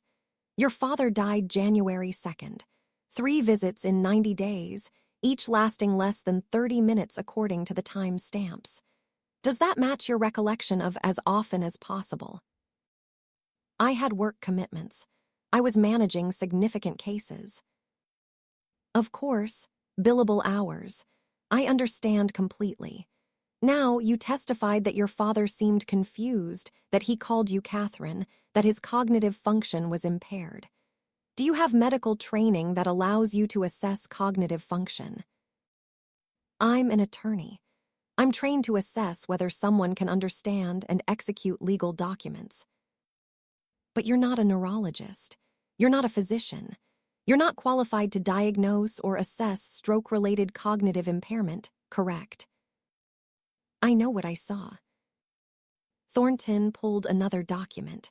I have the neurological assessments performed by Dr. Andrea Zhao, the attending neurologist at Virginia Memorial. Doctor. Zhao's notes from December 29th, 4 days before your father died, indicate that Colonel Morrison was alert, oriented to person, place, and time, demonstrated clear understanding of complex financial concepts, and showed no signs of cognitive impairment beyond expected expressive aphasia from left hemisphere damage. Would you like me to continue reading? Vanessa's composure was cracking. Doctors can be wrong. They can. But you're asking this court to believe that a board-certified neurologist with 20 years of experience was wrong, and that you, with 0 medical training and 3 visits totaling less than 90 minutes, are right. I'm saying my father wasn't himself. Anyone who knew him would agree. Thornton flipped to another page. Let's talk about something else. You invested $2.8 million in a company called Quantum Solutions in January 2020. Is that correct? Vanessa went very still. That's not relevant to this case. I'll determine relevance. Please answer the question. Yes, I made an investment. And that investment failed, didn't it? The company collapsed in February 2021 when the SEC determined it was operating a Ponzi scheme. Many people lost money. It was unfortunate. You lost $2.8 million that you'd borrowed against your partnership in Sterling and Morrison. You currently owe the bank $2.5 million. If you cannot repay that debt within the next 12 months, you'll lose your partnership, face bankruptcy, and likely disbarment. Correct. Branford shot up. Objection. This is irrelevant character assassination. On the contrary, Your Honor, this establishes motive. Miss Morrison isn't fighting for family legacy. She's fighting to avoid financial ruin. Judge Morrison removed his glasses, cleaned them slowly. I'll allow it. The witness will answer. Vanessa's voice came out tight, controlled fury barely leashed. Yes, I made a bad investment. That doesn't mean I'm lying about my father or my sister. It establishes that you need money. Specifically, you need the money from Morrison Manor and the investment portfolio. Money that your father left to Catherine. I don't need to justify my financial situation to you. No, but you do need to explain it to this court when you're accusing your sister of manipulation while you're facing bankruptcy. No further questions. Vanessa left the stand with her composure intact, but her credibility shattered. The gallery knew it. The judge knew it. Even Branford knew it, though he maintained his professional mask. Derek Simmons took the stand after lunch. He wore a suit that didn't fit properly, hair slicked back with too much gel, and the demeanor of someone who'd been coached extensively on what to say, but not how to say it convincingly. Branford walked him through his supposedly shared service with me. Same deployment dates, same unit designation, same theater of operations, all the surface details that would check out if someone didn't dig too deeply. And during your time serving with Miss Morrison, what were her duties? Simmons shifted in his chair. She was administrative, worked in the office at the base, handled paperwork, supply requests, that kind of thing, never saw combat. Did she ever claim otherwise? Not to me directly, but I heard rumors after she left. Heard she was telling people she was some kind of hero. It didn't sit right. And the medal she wears, the Silver Star. Simmons shrugged. You can buy those online. eBay, military surplus stores. Lots of people do it. Stolen valor, they call it. The veterans in the gallery made sounds that the bailiff couldn't quite contain with gestures alone. Judge Morrison gavelled once, firmly. Thornton's cross-examination was surgical. Mr. Simmons, you testified that you served in the same unit as Miss Morrison. What was the unit designation? Simmons answered confidently. 3rd Battalion, 75th Ranger Regiment. And what was your MOS, your military occupational specialty? 11 Bravo, Infantry. Interesting, because 3rd Battalion of the 75th Ranger Regiment doesn't have 11 Bravo positions. Rangers are all specialized infantry with additional training. The MOS would be 11B with additional identifiers. But you wouldn't know that because you were never a ranger. Simmons's face reddened. I misspoke, I meant. Let me save us all some time. Your DD-214, your discharge paperwork, shows you served in the 101st Airborne Division, not the 75th Rangers. You were discharged in 2009 for theft of military property. You never served in Afghanistan. You never met Catherine Morrison. And you're being paid $50,000 to lie under oath. Brandford was on his feet. Objection, there's no evidence. Thornton pulled out a bank statement. This is Mr. Simmons's bank record showing a deposit of $50,000 on March 3rd of this year. The deposit came from an account belonging to Vanessa Morrison. Would you like to revise your testimony, Mr. Simmons? Simmons looked at Brandford, looked at Vanessa, looked back at Thornton.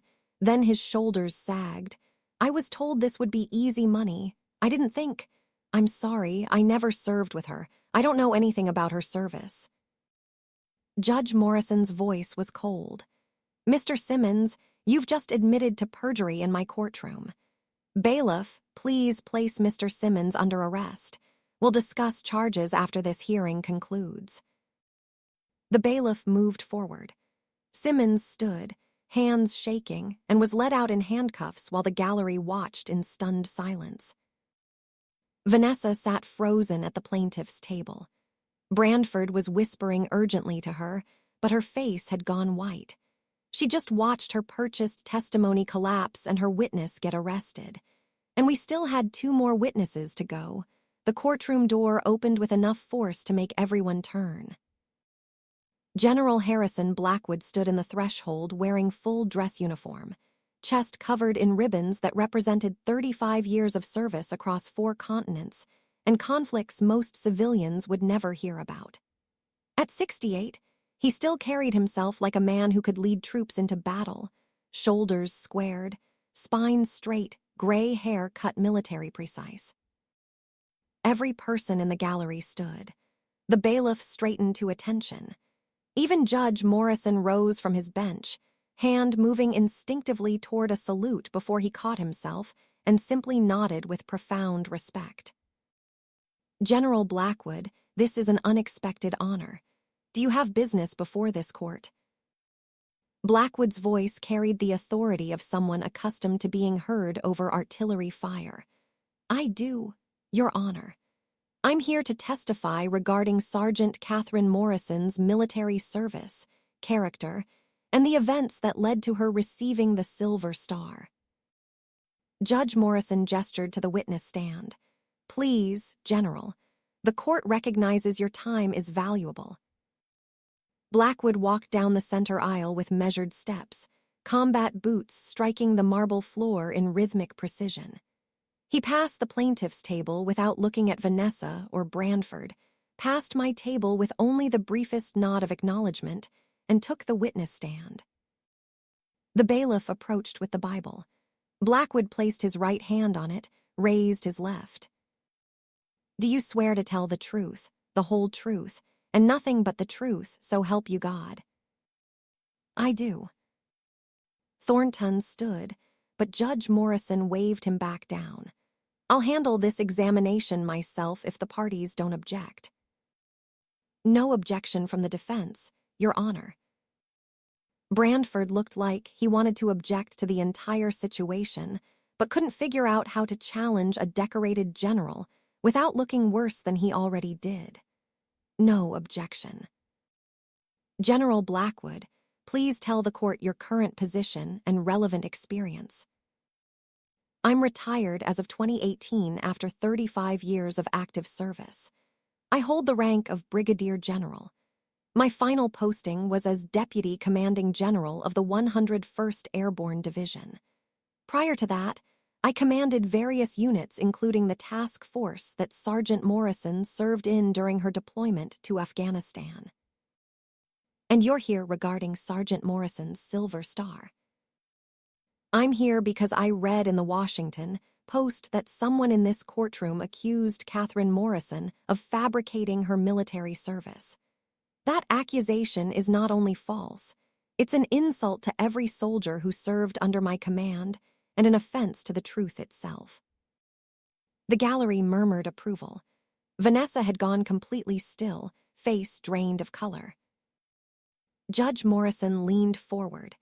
"General, can you describe the events that led to Sergeant Morrison receiving the Silver Star?" Blackwood's hands rested on the witness stand rail, steady and certain. "March 15th, 2014. Kandahar Province, Afghanistan. We were conducting reconnaissance in an area intelligence had assessed as low threat. Intelligence was wrong. Our convoy hit an IED at approximately 0900 hours.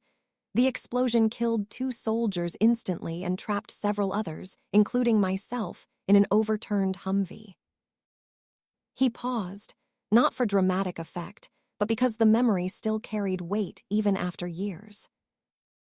"I had a crushed leg, multiple lacerations, and was losing blood rapidly. The vehicle had me pinned. My radio operator was dead beside me. We were taking fire from 3 positions.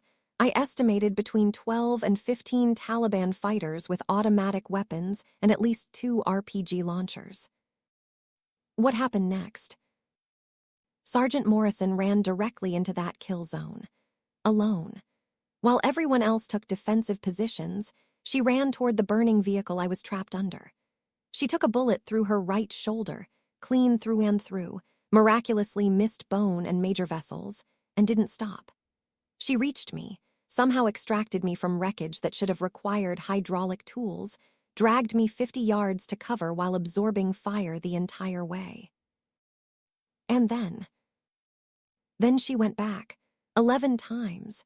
She pulled 11 people out of that ambush over the course of 47 minutes.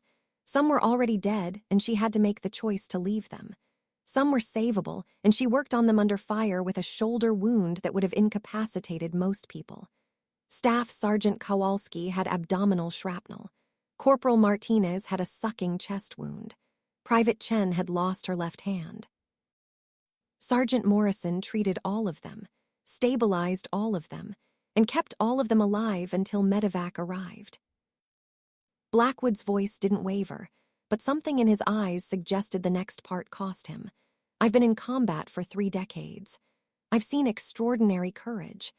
I've recommended 19 men and women for valor decorations. Catherine Morrison's actions that day were the most remarkable thing I've ever witnessed. She saved my life and the lives of 10 others while wounded herself, without backup, without support, because that's who she is. Someone who runs toward danger to save people, even when every survival instinct says run the other way." Judge Morrison was writing notes. Branford looked like he wanted to sink through the floor. Vanessa stared at her hands. "General, You mentioned that Sergeant Morrison's actions should have received higher recognition. Can you elaborate? Colonel Richard Morrison, Catherine's father, submitted a nomination for the Medal of Honor in April 2014. I supported that nomination enthusiastically. However, the colonel also requested that if the award was given, it be done without publicity. He specifically wrote that he didn't want his daughter turned into a political symbol or recruiting poster. He wanted her recognized, not exploited. What happened to that nomination? It got caught in bureaucratic channels. The request for privacy made it easier to file and forget. Eventually, she received the Silver Star instead, which is still the third highest decoration for valor. But in my professional opinion, based on 35 years of evaluating combat performance, Catherine Morrison earned the Medal of Honor. Politics and bureaucracy prevented her from receiving it. Blackwood turned to look directly at Vanessa for the first time.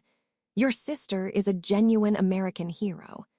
The fact that anyone would question that, let alone her own family, is something I find personally offensive and professionally disgraceful. Judge Morrison cleared his throat. General, do you have any documentary evidence supporting this testimony? I have the original Medal of Honor nomination package, signed by Colonel Morrison. I have the after-action reports from the Kandahar incident. I have medical records showing Sergeant Morrison's shoulder wound and the subsequent surgery. I have sworn statements from 8 of the 11 soldiers she saved, all of whom are alive today because of her actions. I can provide all of it to the court. Thornton stood. The defense would like to enter all of those documents into evidence, Your Honor. So moved. Mr. Brandford, do you wish to cross-examine General Blackwood? Brandford looked at Vanessa, looked at the general, made what was probably the smartest decision of his legal career. No questions, Your Honor.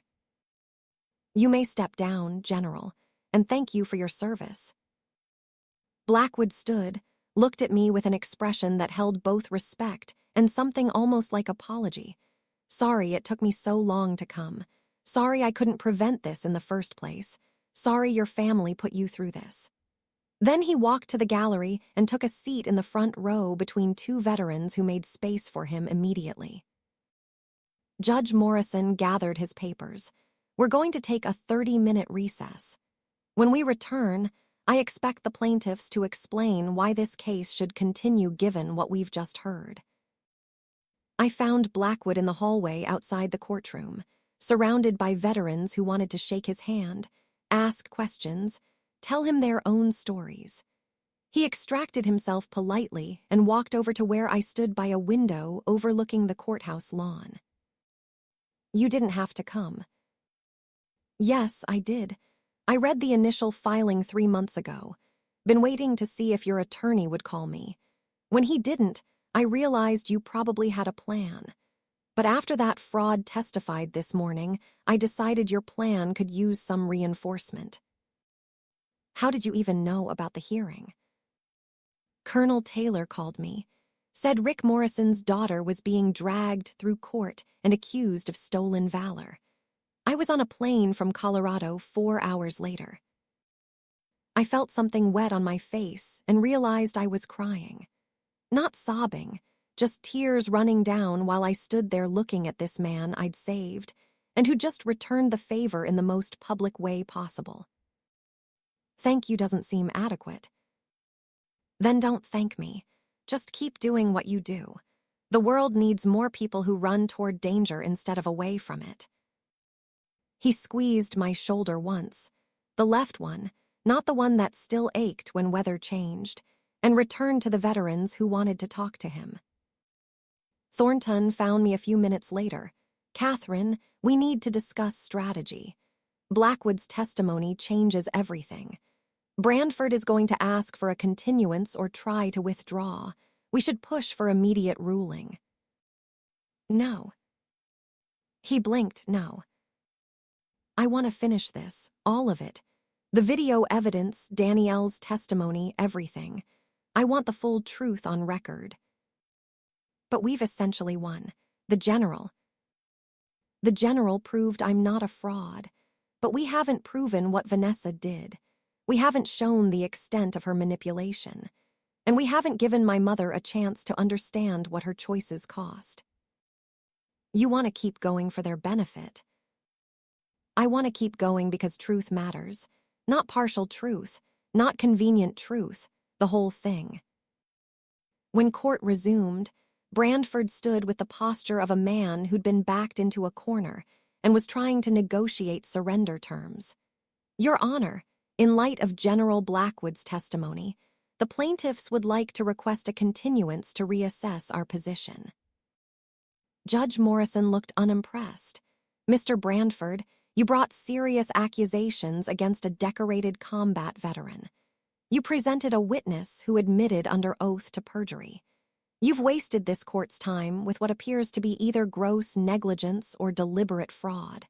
I'm not inclined to grant continuances. Your Honor, we acted in good faith based on information. Information you apparently didn't verify. No, Mr. Brandford, we're going to finish this today. The defense has indicated they have additional evidence. We'll hear it. Then I'll rule. Proceed, Mr. Thornton.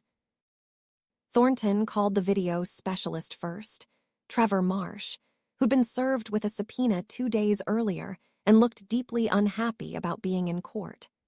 Under oath, he admitted to editing surveillance footage from Morrison Manor, cutting a 3-minute confrontation between my father and me to remove all context and make it appear I'd been verbally abusive. Did someone pay you to edit this footage? Marsh glanced at Vanessa. Yes, Vanessa Morrison paid me $15,000 cash. And did she specify how she wanted it edited?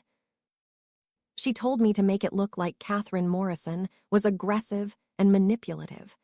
She said to cut out anything that showed reconciliation or affection. Thornton played both versions, the edited clip Vanessa had shown earlier, and the full footage. In the complete version, the argument I'd had with my father was followed by me returning to his room 15 minutes later, kneeling beside his bed, apologizing. And my father responding, "No, Catherine. I'm the one who should apologize. I failed you for 20 years. I won't fail you now." The gallery went silent. Patricia, sitting in the front row of the plaintiff's section, put her hand over her mouth. Thornton continued. The defense would also like to enter hospital security footage from the 90 days Sergeant Morrison cared for her father. This footage shows her arriving at 6 a.m. daily, and leaving around 9 p.m., it shows her assisting with physical therapy, managing medications, consulting with doctors. It also shows that during this 90-day period, Patricia Morrison visited once for 47 minutes. Vanessa Morrison visited 3 times for a total of 73 minutes combined. He pulled up visitor logs, security footage timestamps, everything necessary to prove that I'd been there constantly while my family had been essentially absent. Finally, the defense calls Danielle Hayes. Danielle walked to the witness stand looking like she hadn't slept in days. She was 62, a career nurse with 30 years of experience, and the guilt was written all over her face. Thornton's voice was gentle. "Ms. Hayes, you were Colonel Morrison's night nurse during his final 3 months, correct?" "Yes." "And did anyone approach you about this case?" "Vanessa Morrison contacted me 6 weeks ago." "What did she want?" "She offered me $35,000 to do 3 things. 1. Delete the original security footage from the in-home camera system that had been installed in Colonel Morrison's bedroom. 2. If called to testify, downplay how much care Catherine provided and emphasize that the colonel seemed confused. 3. Suggest that Catherine had prevented family members from visiting." "Did you accept?" Danielle's voice broke. "I took the money. I'm not proud of it. I'm a widow. My retirement savings got wiped out in 2008, and $35,000 seemed like a lifeline. but I couldn't go through with it. What do you mean? I deleted the footage from the primary system like she asked, but before I did, I made a backup copy, and I couldn't lie about what I saw. Catherine Morrison spent 90 days caring for her father with a level of dedication I've rarely seen. She was patient, competent, loving. She asked him to forgive her for being absent, and he asked her to forgive him for driving her away. That's the truth. Thornton held up a USB drive. Is this the backup footage? Yes, everything. 90 days unedited. The defense enters this footage as Exhibit M, Your Honor. Brandford didn't even attempt cross-examination. What was the point? His case had collapsed so thoroughly that continuing to fight would only make things worse. Judge Morrison reviewed his notes for a long moment. Then he removed his glasses and looked directly at Vanessa. Miss Morrison, I'm going to ask you a direct question, and I expect a truthful answer. Did you bribe witnesses and falsify evidence in this case? Vanessa sat frozen. Brandford leaned over, whispered urgently. She shook her head. Stand up when I'm addressing you. Vanessa stood, shaking slightly. Your Honor, I was trying to protect my family's interests. I believed. Did you, or did you not pay Derek Simmons $50,000 to lie under oath? I provided him compensation for his time.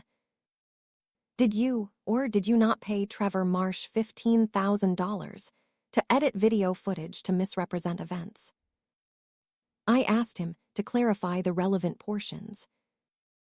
Did you, or did you not pay Danielle Hayes $35,000 to destroy evidence and provide false testimony? Vanessa's composure finally shattered. Her voice came out as barely a whisper. Yes. Judge Morrison's face was granite. You've committed multiple felonies in my courtroom. Witness tampering, obstruction of justice, perjury by proxy. I'm going to issue a ruling on the will contest, and then I'm going to refer this matter to the Commonwealth's attorney for criminal prosecution. He turned to the broader courtroom. Based on the evidence presented, I find that Colonel Richard Morrison was of sound mind when he executed his final will on January 2nd, 2021. The will is valid, legal, and will be honored as written. The estate, including Morrison Manor and all associated assets, passes to Catherine Elizabeth Morrison as specified. The challenge is dismissed with prejudice. He gavelled once, firmly. Furthermore, I'm ordering Miss Vanessa Morrison to surrender her passport and remain within the Commonwealth of Virginia pending criminal investigation. Bailiff, please take Miss Morrison into custody. The bailiff approached. Vanessa looked at Brandford, at Patricia, at me. Her face showed genuine fear for the first time. Your Honor, please. I made mistakes, but I don't deserve. You deserve exactly what you brought upon yourself. Take her.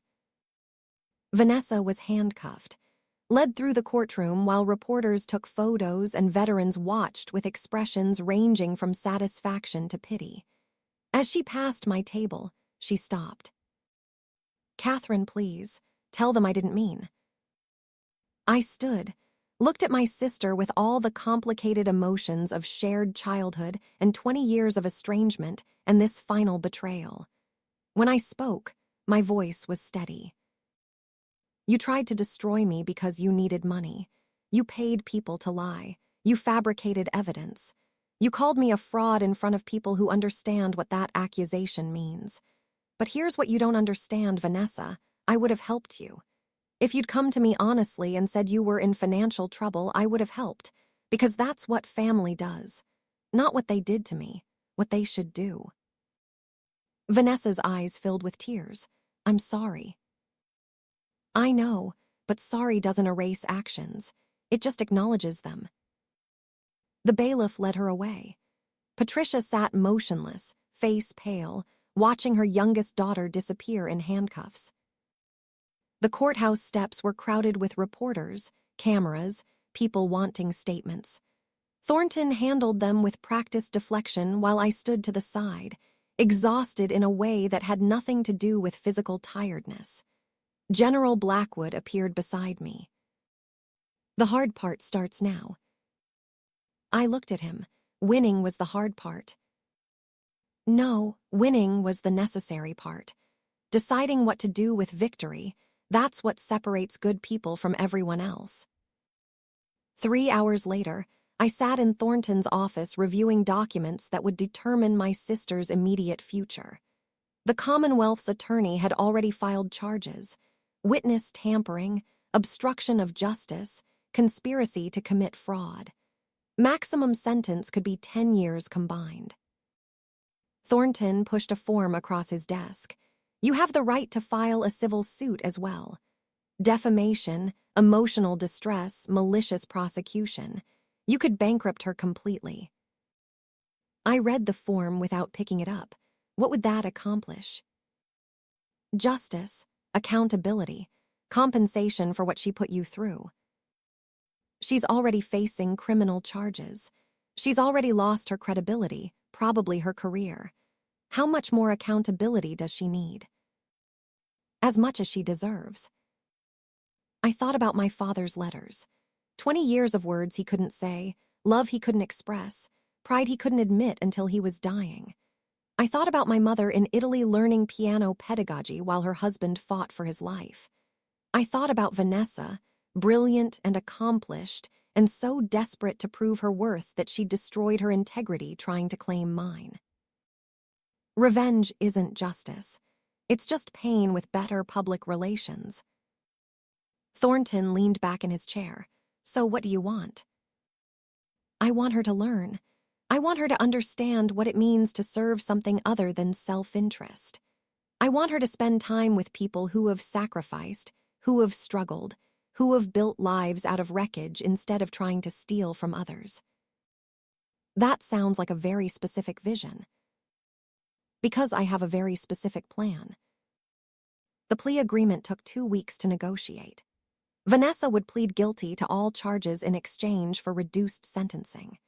18 months in federal prison with possibility of reduction to 6 months for good behavior, followed by 500 hours of mandatory community service at a location of my choosing, mandatory psychological counseling, and a 5-year suspension of her law license with possibility of reinstatement after 3 years if she demonstrated rehabilitation. The Commonwealth's attorney thought I was being too lenient. The defense attorney thought I was being too harsh. I thought I was being strategic. Because the community service wouldn't be picking up trash on highways or filing papers in a government office. It would be at Morrison Haven, the Veterans Support Center I was going to build. I met with Patricia once during those 2 weeks, at her request, in the lobby of a hotel in Richmond. She'd aged visibly since the trial, face drawn, posture less certain. She'd moved into a condominium I'd purchased for her, not out of obligation to her, but out of respect for my father's memory, and was adjusting to life without the Morrison manner she'd thought would always define her. "Catherine, I don't know how to apologize for what I've done." I sat across from her in a leather chair that probably cost more than my entire apartment's furniture combined. "Then don't. Apologies are just words. I'm interested in actions." "What can I do?" "You can start by being honest. With yourself, with me, with everyone. Why did you really cut me off when I enlisted?" Patricia's hands twisted in her lap. "Because my father died in Vietnam when I was 7 years old. I watched my mother grieve for 40 years. Every holiday, every birthday, every moment that should have been happy was shadowed by his absence. When you said you were enlisting, all I could see was history repeating. I couldn't bear the thought of losing you, so I cut you off first. If I didn't love you, then losing you wouldn't hurt." "That's not how love works." I know that now, but I was scared. Fear makes people cruel. Fear is an explanation, not an excuse. Patricia nodded, tears running down her face. "I loved your father. I failed him when he needed me most. I failed you your entire life. I don't expect forgiveness. But I want you to know that watching you in that courtroom, hearing what you did in Afghanistan, learning who you became without me, I've never been more ashamed and more proud simultaneously. The proud part is new. The proud part was always there. I just didn't know how to separate it from the fear. We sat in silence for a moment. Hotel lobby noise surrounded us, business travelers checking in, a piano playing in the restaurant, the subtle hum of a life continuing regardless of individual dramas. I'm opening a veterans center, Morrison Haven. It'll provide housing, counseling, job training for women veterans transitioning back to civilian life. I'm converting Morrison Manor. Patricia looked up, surprised. You're not going to live there. I don't need 12,000 square feet to be happy, but I can use it to help people who are struggling with things I struggled with. Coming home from war, rebuilding identity, finding purpose after service. That's extraordinary. That's practical. I have resources and experience. Other people need both. Simple math. Richard would be so proud. I pulled out an envelope I'd been carrying. These are letters Dad wrote me over 12 years. Never sent. I want you to read them. Not all at once, they're painful. But eventually. Because he loved both of us. He just didn't know how to show it in ways that didn't hurt. Patricia took the envelope with shaking hands. May I keep them? No, but you can read them whenever you visit Morrison Haven. I'm going to frame them and put them in the library. His words, his truth, his legacy. Morrison Haven opened 9 months later, in October 2022. The transformation had cost $1.2 million. Renovation, accessibility modifications, commercial kitchen, counseling offices, job training center. I'd paid for it entirely from the investment account my father had secretly built for me, the money he'd transferred every year while telling no one, the wealth he'd accumulated because he believed in me even when he couldn't tell me so. The grand opening drew 200 people, veterans from across Virginia, local officials, representatives from the VA, General Blackwood, who'd helped me navigate military bureaucracy to get proper certifications and connections. And in the front row, sitting between 2 women veterans who'd been among our first residents, Patricia Morrison. My mother had started volunteering at Morrison Haven 6 months earlier, teaching piano to veterans dealing with PTSD and traumatic brain injuries. She discovered that music therapy helped with emotional regulation, memory recovery, and fine motor skill rehabilitation. She was good at it. More than good, she was patient, gentle, encouraging in ways I'd never seen her be with her regular students. One of her students, a 34-year-old former Marine named Jessica Torres who'd lost 3 fingers to an IED, had told me, "Your mom saved my life." Not literally, but she gave me back something I thought war had taken permanently. The ability to create beauty instead of just remembering destruction. At the opening ceremony, I stood at a podium General Blackwood had insisted I use, because this was my vision, my achievement, my moment. The people gathered on Morrison Manor's front lawn represented 2 years of work and 20 years of understanding what it meant to come home from war and find home didn't fit anymore.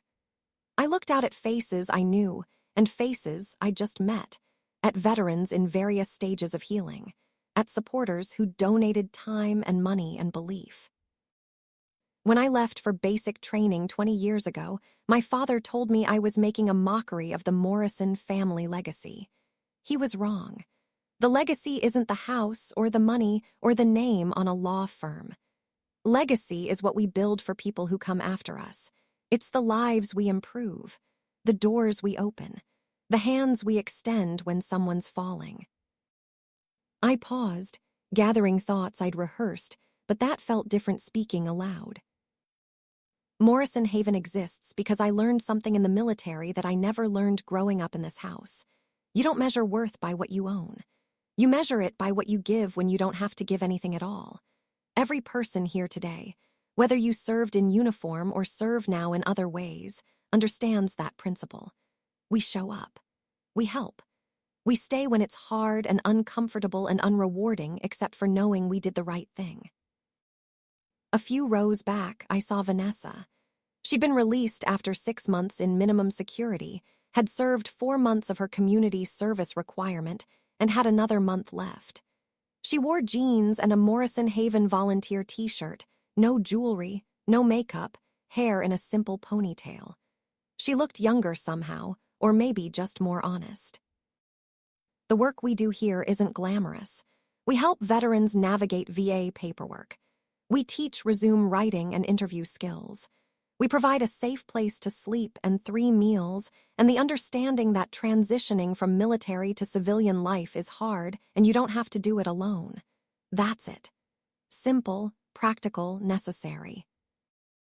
I looked at the building behind me, the house my ancestors built, the symbol of Morrison legacy that I'd converted into something actually useful. My father spent his final months learning what I'd spent 12 years understanding. The strongest thing you can do isn't winning. It's showing up every day for people who need you and expecting nothing in return except the knowledge that you were there.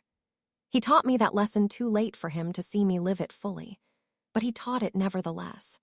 And this center exists because he gave me the resources to build it, even if he gave them in silence and secrecy and fear. Patricia was crying quietly. Vanessa was staring at her hands. General Blackwood stood at attention, face showing approval. Welcome to Morrison Haven, where warriors find home. The applause was generous, but I barely heard it. I was watching Jessica Torres wheel herself up to the newly accessible piano in what had been the Morrison family music room, settle at the bench, and begin playing something soft and beautiful that my mother had taught her. 14 months into Morrison Haven's operation, we'd housed 68 women veterans. 41 had found stable employment. 19 had reunited with families they'd been estranged from. 12 were enrolled in college programs. 8 had started small businesses with guidance from our entrepreneurship workshop. The success story that meant the most to me was Jennifer Park. She'd arrived 8 months earlier in the back seat of a police cruiser after being found sleeping in her car outside a VA hospital, drunk and clutching a bottle of pills she'd been building courage to swallow. 32 years old, 3 deployments to Iraq, honorable discharge, Purple Heart, and so broken by transition to civilian life that she'd been homeless for 14 months. I'd opened the car door myself. Hi, I'm Kate. I run this place. There's a bed upstairs with your name on it if you want it. No questions, no judgment, no timeline, just a bed and time. Jennifer had looked at me with eyes that had seen too much. What if I'm not worth saving? Then you'll fit right in. Nobody here thinks they're worth saving when they arrive. That's why we're here, to prove that wrong. 8 months later, Jennifer had completed an accounting certification program, secured a job with a firm in Richmond starting at $52,000 annually, reconnected with her parents after 3 years of no contact, and was 3 months sober. She'd also become one of Morrison Haven's most effective peer counselors, talking to newly arrived veterans with the authority of someone who'd been in the pit and climbed out. The night Jennifer moved into her own apartment, first time in 2 years she'd had a lease in her name, she came to my office at Morrison Haven. I was working late, reviewing grant applications and budget projections, trying to figure out how to expand without compromising quality. She knocked on the open door. Got a minute? Always, come in. Jennifer sat in the chair across from my desk, the same chair where dozens of veterans had sat to discuss their progress, their setbacks, their fears. I'm leaving tomorrow, moving into the apartment, starting my job Monday, and I wanted to say, you saved my life. You saved your own life. I just provided the location. No, I'd given up, completely. That night the cops found me, I had 90 pills in that bottle and enough vodka to make sure they worked. You opened a car door and said there was a bed. You didn't ask me to explain myself or prove I deserved help. You just offered it. I thought about all the times I'd opened doors, figurative and literal, for people who needed passage to somewhere safer. Soldiers I'd dragged from burning vehicles. Patients I'd advocated for when hospital bureaucracy tried to deny care. My father, when I'd chosen to care for him despite 20 years of silence. Helping people isn't a transaction, Jennifer. You don't have to earn it. You just have to accept it. She smiled, the kind that holds tears barely contained. I'm going to pay it forward. I already talked to your intake coordinator about volunteering. I want to be here for the next person who shows up in a police car thinking they're not worth saving. After she left, I sat in my office looking at the framed photograph on my desk. My father and me, taken when I was 8 years old, both of us standing in front of Morrison Manor. He had his hand on my shoulder. I was smiling with missing front teeth. Neither of us knew then that we'd spend 20 years unable to bridge the distance between pride and love, between expectation and acceptance. But he'd bridged it eventually, in secret accounts and unsigned letters and a will that chose truth over convenience. He'd done it imperfectly, belatedly, but he'd done it. And I'd taken what he gave me and turned it into something he never imagined when he built his fortune. Not a legacy of wealth or property or family name. A legacy of open doors and second chances and proof that worth isn't something you're born with. It's something you build by showing up for people who need you. Vanessa completed her community service in November. 500 hours of work at Morrison Haven, split between administrative tasks, facilities maintenance, and eventually legal consulting for veterans navigating disability claims and discharge upgrades. She'd processed 43 successful VA benefit appeals, helped 11 veterans upgrade their discharges from other than honorable to honorable, and discovered that using her law degree to help people instead of enriching herself actually felt good. On her last official day, she found me in the garden behind the manor where veterans could do therapeutic landscaping work. I was helping plant winter vegetables with 3 residents who discovered that growing food helped with anxiety management. Can we talk? I stood, brushed dirt from my jeans. Sure, walk with me. We circled the property in silence for a few minutes. Morrison Manor looked different now, less imposing, more welcoming. The formal gardens had been converted to accessible walking paths. The garage had become a woodworking shop where veterans learned carpentry skills. The pool house was now a yoga and meditation studio. Vanessa finally spoke. I destroyed my life trying to take yours. I paid people to lie. I committed crimes. I humiliated myself and our family. And you gave me a chance to rebuild instead of just punishing me. I gave you an opportunity. You did the rebuilding yourself. Why? After everything I did, why help me? She stopped walking, turned to face me. Her eyes held genuine confusion, like she couldn't comprehend mercy that didn't come with conditions. Because punishment without purpose is just cruelty with legal authorization. You needed to learn something, not just suffer. And the best way to learn the value of service is to serve. I learned, God, did I learn? These women, the veterans I've been helping, they've sacrificed everything. And they come here broken and scared and convinced they're worthless. But they're not. They're extraordinary. And watching them rebuild, helping them navigate systems designed to defeat them, I finally understand what you knew all along. What's that? That worth isn't about what you own or what you achieve. It's about what you do for people who can't do for themselves. A veteran named Sarah Martinez walked past us on her way to the carpentry shop, waved. Vanessa waved back. 6 months earlier, my sister wouldn't have noticed someone like Sarah, a former Army mechanic dealing with PTSD and homelessness. Now they had regular coffee conversations about Sarah's small engine repair business plan. What are you going to do now? Your community service is complete. Vanessa looked back at Morrison Haven. I'm going to keep volunteering. And I'm going to apply for reinstatement of my law license in 3 years like the agreement allows. But instead of going back to corporate law, I want to focus on veterans advocacy.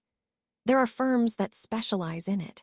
I thought maybe I could do something that matters instead of just something that pays. You'd take a significant pay cut. I don't need money the way I thought I did. I need to wake up feeling like I'm contributing something positive instead of just extracting value from other people's problems. We walked back toward the main building. Patricia was visible through the music room window, teaching piano to a group class. She'd expanded beyond one-on-one lessons to group instruction, finding that peer support enhanced the therapeutic value. Mom's different too. Vanessa watched our mother with an expression I couldn't quite read. She told me she spent 40 years being afraid of the wrong things, afraid of losing people instead of afraid of never really knowing them. She said fear makes you cruel when you think it's making you careful. She'd tell you about grandfather, about how he died in Vietnam. Yeah, it explained a lot. Didn't excuse anything, but explained it. We reached the front steps. General Blackwood's car was pulling into the driveway. He visited monthly to check on programs and offer advice on military liaison relationships. He'd become not just a supporter but a friend, someone who understood the language of service and sacrifice in ways civilians never quite could. Vanessa turned to me one more time. I don't deserve your forgiveness. Probably not, but I'm giving it anyway. Not for you, for me, because carrying anger is exhausting, and I'd rather use that energy to build something than maintain grudges. How do you do it? How do you just let go? Practice and perspective. I've seen people die for things that mattered and people kill for things that didn't. Family drama seems pretty small compared to watching a 19-year-old bleed out in the desert while calling for his mother.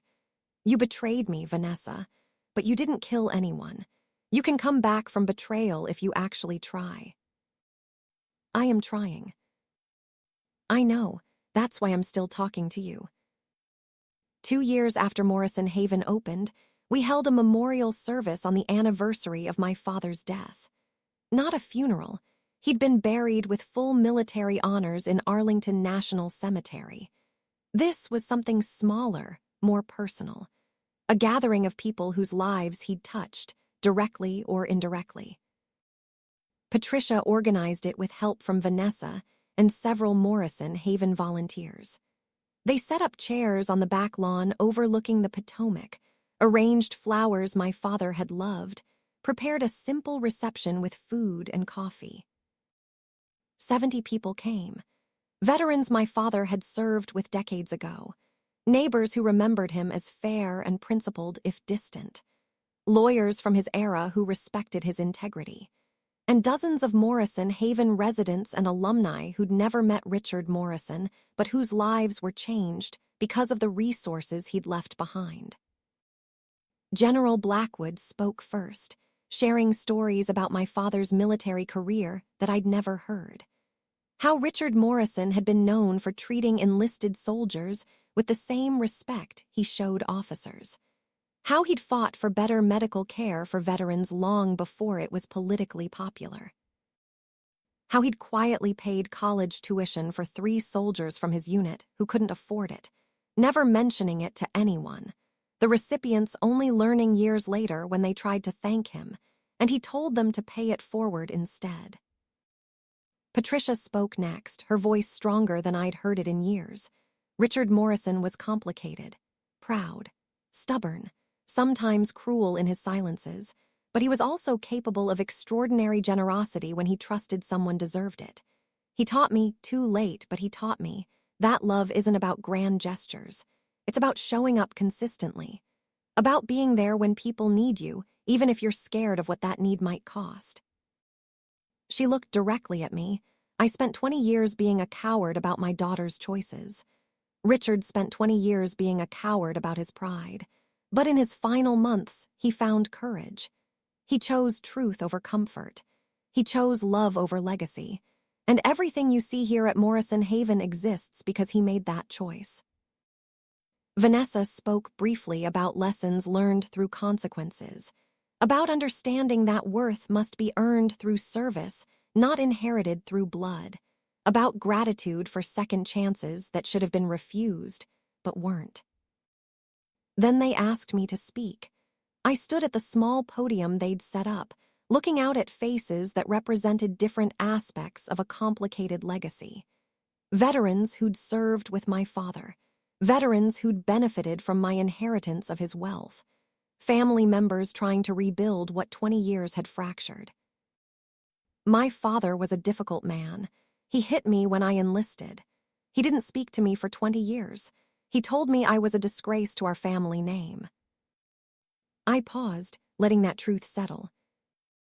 He was also the man who secretly submitted my Medal of Honor nomination while telling no one, who called my commanding officers to make sure I was safe while pretending to his wife that he didn't care, who built a fortune and gave it to the daughter he'd rejected because somewhere in his silent, stubborn heart, he knew I'd use it better than anyone else would. A breeze came off the river, rustling the papers in my hand, notes I'd prepared but wasn't really following. People are contradictions. We're capable of profound generosity and profound cruelty, sometimes in the same breath. My father hurt me deeply. He also gave me everything. And I've spent 2 years learning that legacy isn't about perfection. It's about what you do with the imperfect gifts you're given. I gestured toward Morrison Haven behind us. This building represents my father's money and my mother's family history and my own understanding of what service means. But it only exists because everyone involved made choices to change, to grow, to become something better than what we were when we started. General Blackwood nodded approval from the front row. Patricia smiled through tears. Vanessa looked at me with something that might have been understanding, or might have been hope, or might have been both. So today we remember Richard Morrison not as a perfect man, because he wasn't one. We remember him as someone who learned, eventually, that love matters more than pride. Who learned that legacy isn't what you hoard, it's what you give. Who learned that redemption is possible even at the end, even when you've spent decades doing it wrong. I raised the glass of water I'd been drinking from to Richard Morrison. Complicated, flawed, loved, and finally understood. Everyone stood, raised their own glasses, echoed the toast. And in that moment, standing in front of a house that had gone from monument to prison to sanctuary, I felt something I hadn't felt in 20 years. Not forgiveness. That had come earlier in pieces over months. Not peace. I wasn't sure I'd ever have that completely. I felt complete, like all the scattered pieces of who I'd been and who I'd become had finally settled into a pattern that made sense. Soldier, daughter, heir, builder, forgiver, all of it true, all of it mine. That evening, after everyone left, I walked through Morrison Haven one more time before locking up.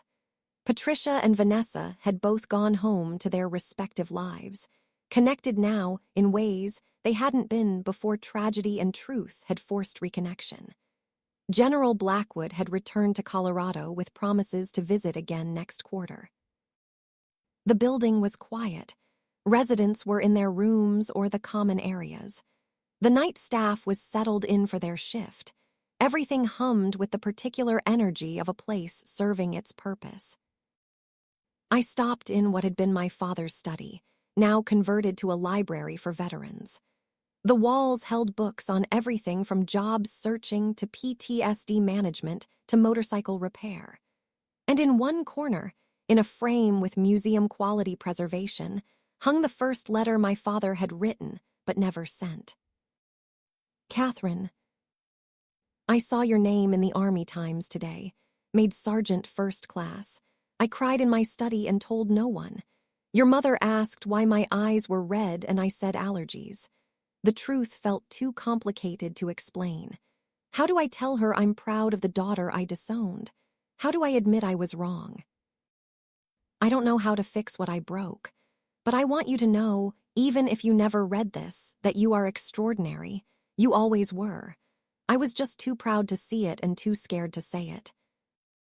Your father. 23 other letters hung nearby in chronological order, documenting 12 years of pride expressed in words that never reached their intended recipient until after death made delivery irrelevant and forgiveness the only appropriate response. I'd spent a year being angry about those letters, angry that he couldn't say these things while alive, couldn't pick up a phone, couldn't bridge a gap he'd created. But anger had given way to understanding. Some people only find courage in private. Some love only reveals itself in silence. And sometimes the greatest gift isn't what was given, but what was made possible by giving. My phone buzzed. Message from Jennifer Park. First day at new job went great. Already got assigned to 3 client accounts. Thank you for everything. Seriously, everything. I replied, you did the work, I just held the door open. Her response came immediately. Sometimes that's exactly what people need. Someone to hold the door until they're strong enough to walk through. I locked up Morrison Haven and drove back to my apartment in Richmond. The contrast never stopped being stark, from 12 million in property to 600 square feet of personal space. But I'd learned something in 20 years of military service that civilians often missed. Home isn't measured in square footage. It's measured in purpose. Morrison Manor had been a monument to family legacy. Morrison Haven was a tool for building actual lives. One was about display. The other was about function. I chose function, every time. In my apartment, I made tea and sat by the window overlooking the city. Somewhere out there, Vanessa was building a new career in veterans advocacy. Patricia was teaching piano to people whose trauma made beauty seem impossible. General Blackwood was probably on a phone call helping some other veteran navigate bureaucracy. And I was here, 58 years old, possessor of a fortune I'd never expected and barely touched, except to give it away in the form of second chances. My father had wanted me to have this money so I could live well. But living well, I discovered, had nothing to do with luxury. It had everything to do with purpose, with using what you're given to improve what exists, with showing up every day for people who need someone to show up. I'd spent 20 years learning that in combat, another 2 years teaching it to my family, and however many years remained teaching it to veterans who thought they were broken beyond repair. The city lights spread out before me, each one representing a life being lived, a story being written. Somewhere among those lights were women I'd helped, lives I'd changed, doors I'd opened. That was legacy, not the building or the bank account or the family name. Just the lights, and the knowledge that some of them were burning brighter because I'd chosen to serve instead of simply inherit. That was enough. More than enough. It was everything.